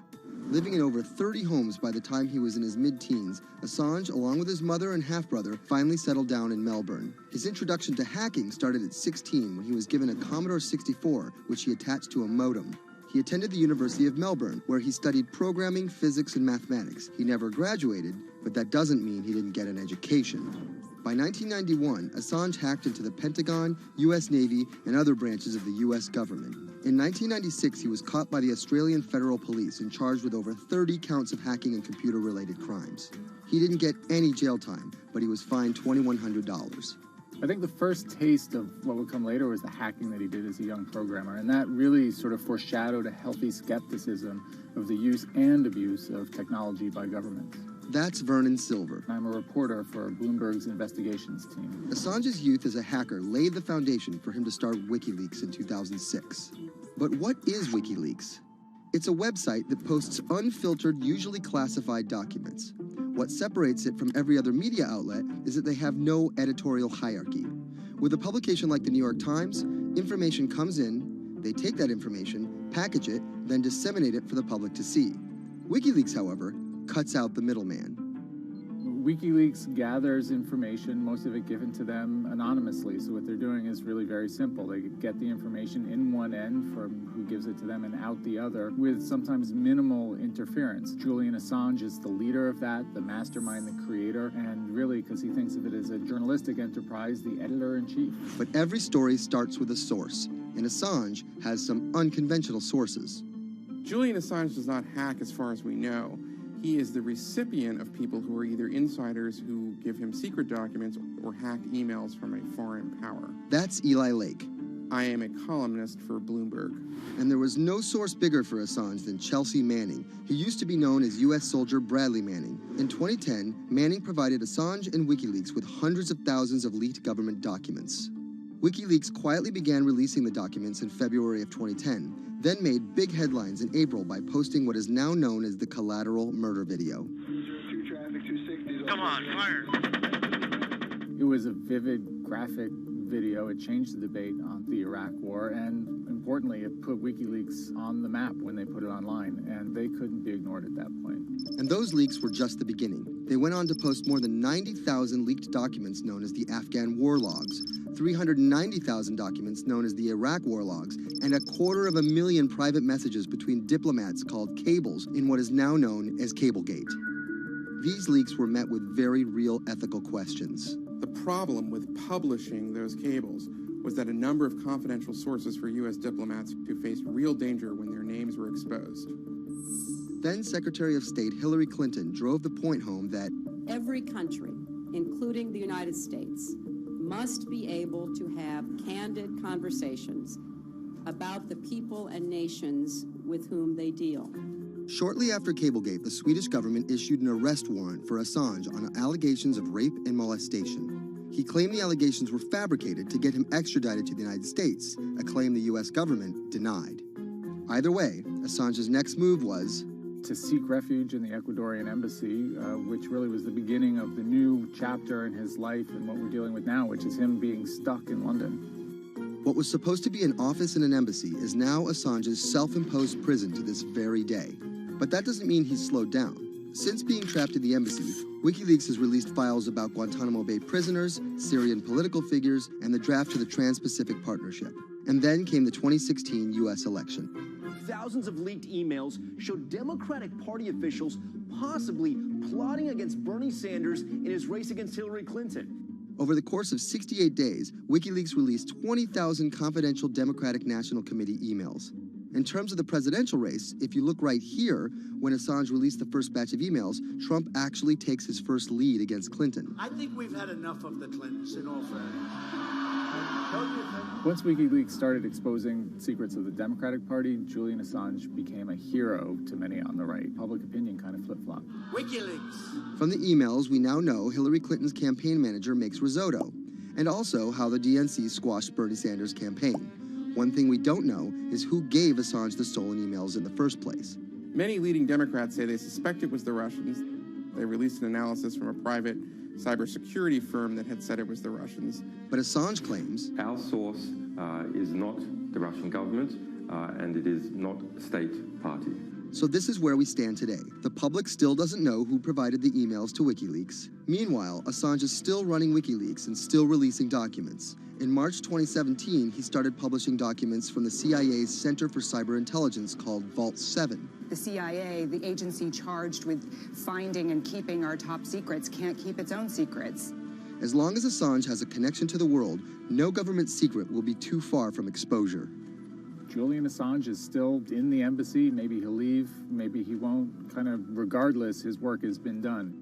He's changed the way people think about their governments, about their own secrets, about their own hackability, and really the world has changed because of him.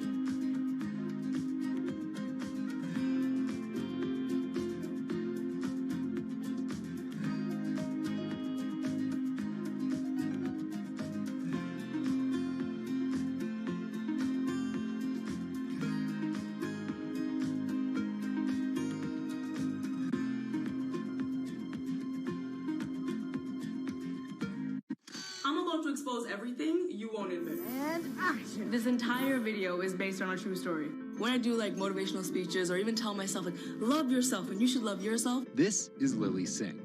But to fans all over the world, she's the YouTube star Superwoman. What if everyone is a girl? Superwoman. I know we can change the world for the better, one positive day at a time. My parents now know what I do. They didn't know what I did for a long time in the beginning of my career. I was just making videos in my room. They had no idea. Mom, Dad, have you seen my keys? I can't find them anywhere. Because you're always on phone. Until someone called them, like a family member from another part of Canada, was like, Canada, is your daughter making videos? And the mom was like, I don't know, Lily, are you making videos? Just making videos grew into an entire career. Today, Lily's YouTube channel has some 12 million subscribers, over 2 billion views, and guest stars like Michelle Obama, Dwayne "The Rock" Johnson, and Seth Rogen. I think a lot of young girls are raised to believe that you're going to go to school and then graduate and then get married and then get a job and then have kids. And Lily was on that path, all the way through a psychology degree at York University in Toronto. But when she started thinking about a career, I started to immensely panic and think something was wrong with me because I tried to figure out my life and it wasn't working in that straight line. It was 2010, and YouTube was only 5 years old. I thought nothing of YouTube. I was probably the last person in my circle of friends to discover YouTube. And I remember when I did, I thought, this is so strange. There's people making videos in their rooms, and other people are watching them. So she figured, why not give it a shot? I one day posted a video because I was sad, and I wanted to be creative and happy. She didn't know how to edit video or write scripts, so she winged it. It was so bad and so cringe. And my expectation was literally nothing. I was like, I'm gonna put this video up, a couple of my friends are gonna watch it, probably make fun of me, and that's gonna be the end of this. The second and third video came from, wait, 70 people watched my first one, can I get 80 to watch the next one? She kept creating, she kept posting, and the viewers kept coming.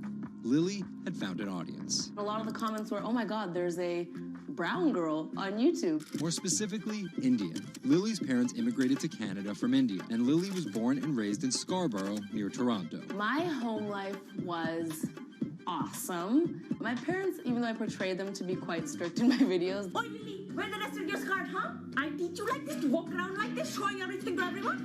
They actually aren't like that at all. They're pretty modern and pretty cool. Your dress is short. Don't know what for. And were pretty lenient with me. I mean, I got away with a lot of things. I was a brat. I was a brat. She had a different idea of what she wanted out of life than other kids. In a grade school graduation slideshow, her classmates said they wanted to be lawyers and doctors. And then I came up and I was like, rapper. Making out with your friends, man. But then you say that you hate hoes. I could just feel my parents being like, why?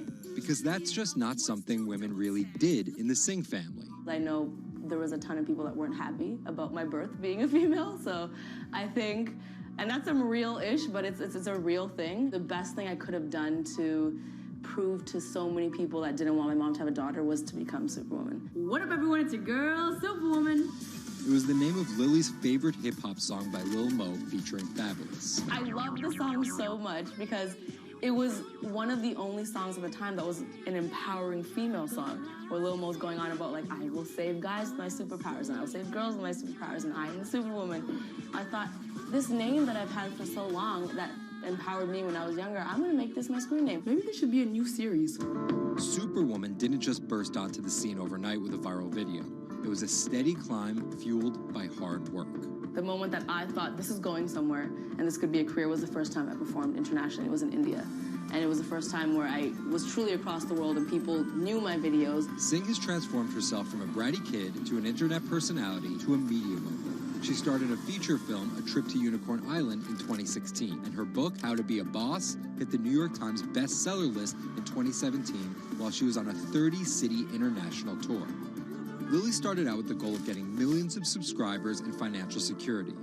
Hurry the hell up! But after surpassing those goals, success has new meaning. I really come to terms with the fact that my definition of success is what's the best legacy I can leave behind. And it's not the number of views and the number of subscribers. It is the number of people that can say, this girl changed my life or changed something in my life positively.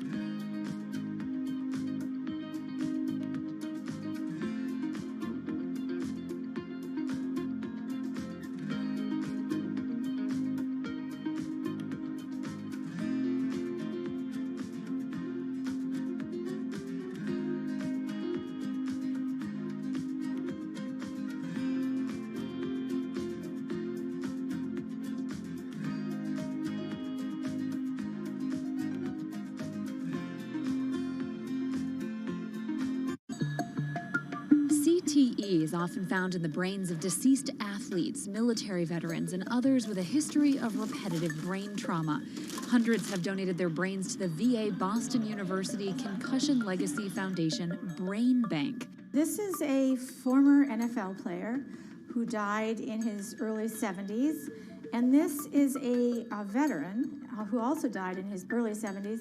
Dr. Ann McKee dissects these brains. The hippocampus and the mammillary bodies are very important for memory. I can see that they're slightly affected. McKee recently dissected the brain of former New England Patriots player Aaron Hernandez, who was convicted of murder and later committed suicide. You'll see right away that the brain is showing signs of shrinkage. You can see the crevices in the brain that you can't see in the normal. McKee says Hernandez's severe case of CTE impacted his decision-making, depression, and ability to control rage and aggression. Right now, she thinks we're underestimating how many people have CTE. We were able to distinguish between CTE and controls and CTE and Alzheimer's disease. The next question is, can we do this in the blood, and can we do this in living people? And we aren't there yet with those answers. But the need for a diagnosis in the living is motivating companies such as Quanterix in Lexington, Massachusetts, to work faster on technology that could diagnose concussions and CTE in as few as 30 minutes. Kevin Rosovsky is the CEO. It's like a high-powered microscope. And so by doing that, we can see little biomarkers that you couldn't see before in the blood.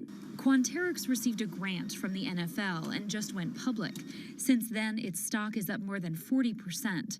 The company sells a machine called Simoa for $175,000 to other biotechs, hospitals, and researchers. And for the first time in history, we're able to see brain health in blood, and that's a major breakthrough, and that's leading to less invasive testing, and we've already been able to see evidence of concussions, and there's the beginning evidence of being able to see the accumulated effect of concussions. Quanterix is also trying to detect Alzheimer's disease, multiple sclerosis, and ALS.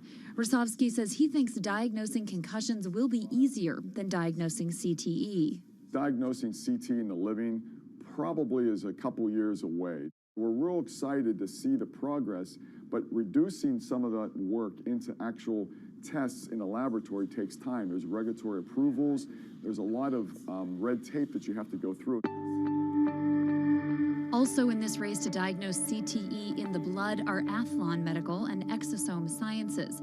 And New York's Mount Sinai Hospital is scanning for the disease in the living. But it's just one step in a series of questions for those with serious head trauma. There's still no cure for CTE. Even if we had a great idea for a treatment, there's no way to test whether it's effective or not. So that's the enormous advance that we'll get if we can develop a biomarker for this disease. In Boston, Ann Mostu, Bloomberg News.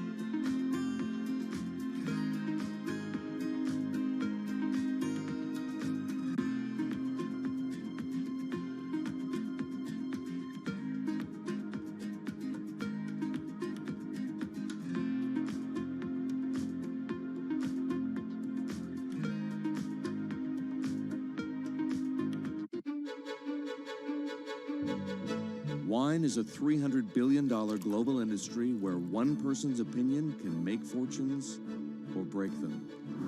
That's because of this man, Robert Parker, and his newsletter, The Wine Advocate. For 3 decades, he dominated as the world's most influential wine critic. Now Parker's protege is building an empire of his own. Antonio Galloni runs Venice. Antonio, tell me, what are you trying to build at Venice? Well, at Venice, we started with the idea in 2013 of building a world-class platform. We have a database of about 250,000 professionally written reviews.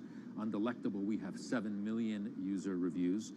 Through Delectable, we also have a partnership with Whole Foods and several other partnerships that we can't announce just yet. And when you put that all together, what we have is something that no other company in our space can even come close to. Do you think of yourself as the next Parker? Not at all. Why? Because Steve Jobs said you can't live your life trying to be somebody else. So he's one of my biggest influences, and I've never wanted to be a replica of somebody else because a replica is never as good as the original. Bob is a genius, fantastic, one of a kind. We're going to be something completely different, and I have no desire to be some version of somebody else. Different in what way? Every decision that I've made at this company is completely anathemic to what Bob did with his company. I want our writers to be partners. All of my senior people are locked into the company. They all have equity or they have a path to equity based on business results. That's something that we never had at Parker. Our benefits are world-class, and everything that we've done at Venice is completely different from that model. When Steve Tanzer, who is the most experienced active wine critic in America, wants to work with us, that says something. When Alessandro Masnaghetti, who's the best cartographer of of vineyards, wants to work with us, that says something. When Neil Martin, who's a superstar wine critic with enormous experience in Bordeaux and Burgundy and the former lead critic at The Advocate, wants to come and be part of our team, that says something. You make it sound like The Wine Advocate was a disaster as a company and a miserable experience as an employee. No, it was great because I got to work with Bob Parker when he was at his prime, you know, and Bob was like a second father to me, and we talked on the phone all the time, and he gave me great advice. Can anyone's palate dominate the wine criticism business the way Parker's did? And should anyone's palate dominate it the way his did? I just think the world is very different today. You know, I mean, it's just a totally different world. It's probably not healthy to have a single person dominating the world. It's not even wine criticism, it's the wine industry. Yeah, that's probably not the healthiest thing in the world.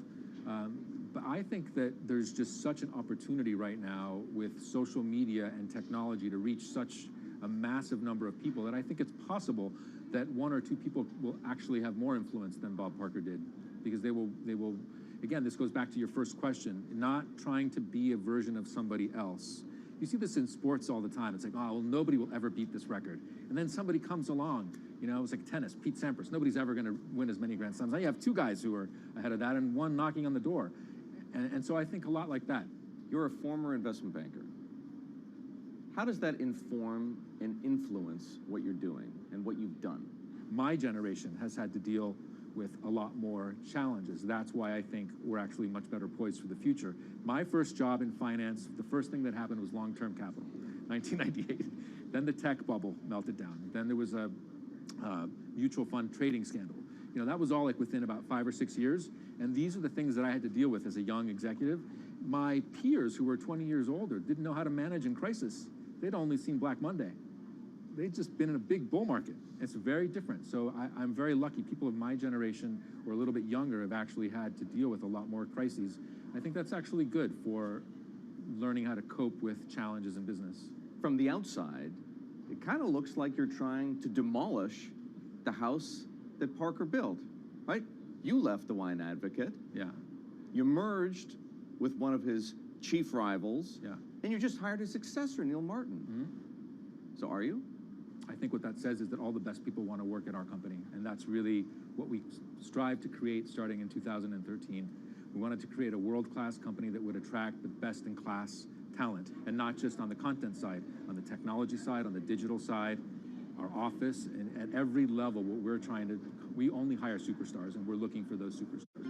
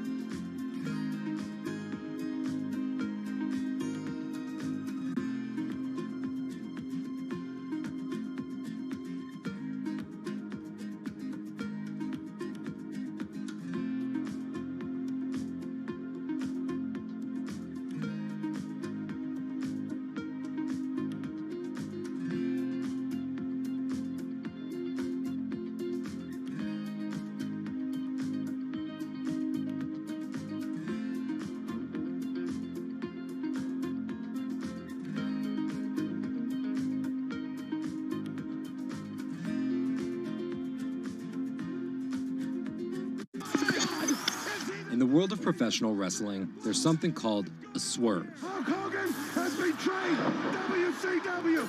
Some examples. These tag team partners are called babyfaces, or the good guys. Then one of them swerves when he super kicks his tag team partner in the head, quickly assuming the role of the bad guy, or what the wrestling world calls the heel. Are you kidding? What a despicable act that was! Or a match is almost lost when, what's that? The superstar wrestler appears out of nowhere sprinting down the aisle to save the match. That's the Warriors music! That's the Ultimate Warrior! That's a swerve. So it should go as no surprise that World Wrestling Entertainment, known as the WWE, the most popular brand of sports entertainment in the world, is prepared for any swerves that come their way. So here's the story of how the WWE learned to see the swerve coming.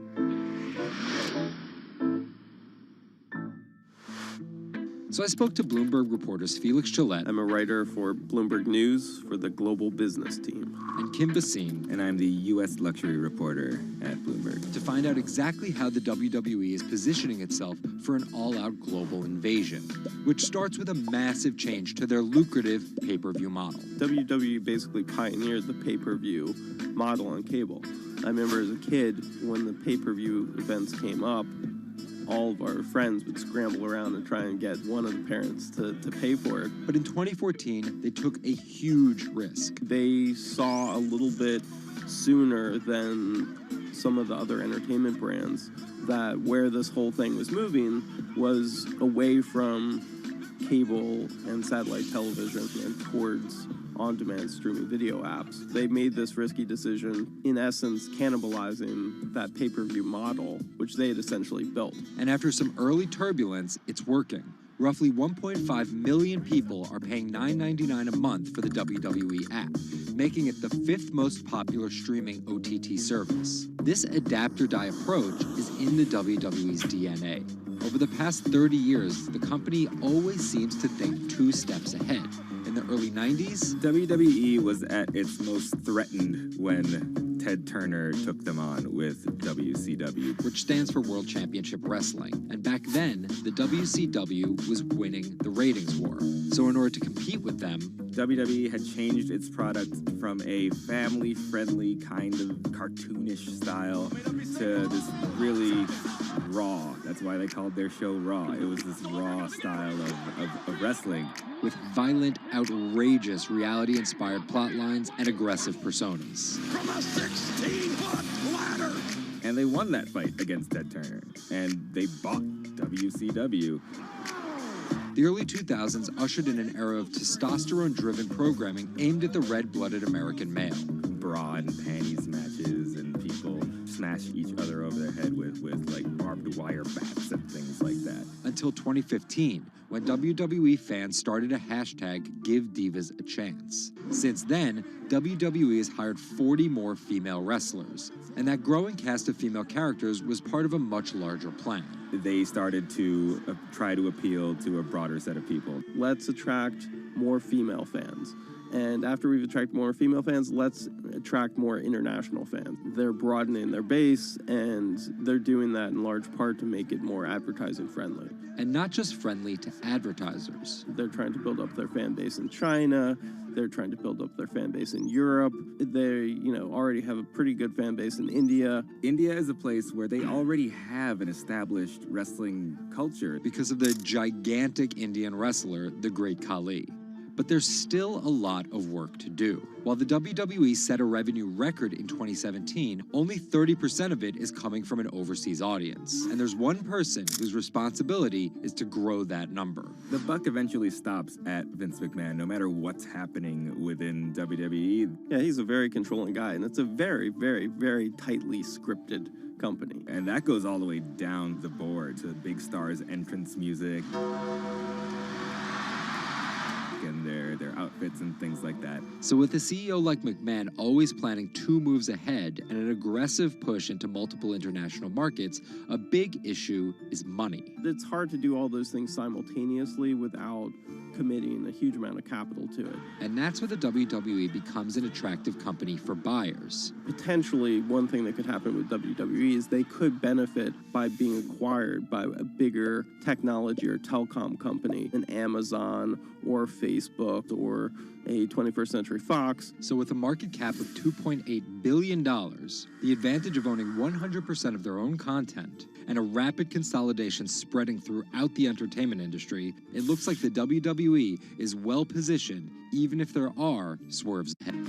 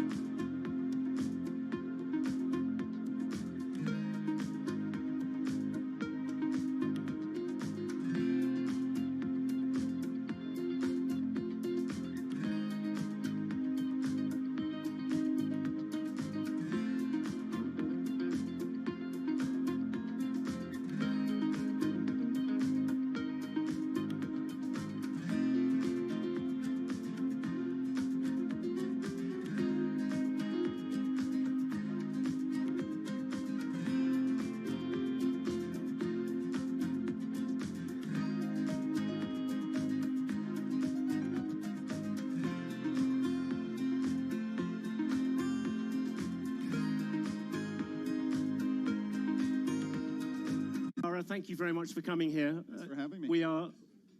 I've always been relieved ever since you were appointed, because at least until your appointment, I seem to have the most unpronounceable name. But now, so we will keep it as Dara and John. This conference is called The Year Ahead, but in your case, you are close to 6 months into the job. And I wondered what you saw in terms of the year ahead at Uber as your biggest challenge. What's the thing that you think about most when it comes to 2018? We definitely have our share of challenges at Uber. And for me, where I want to get Uber to the year ahead is a year of normalcy. You know, 2017 was, I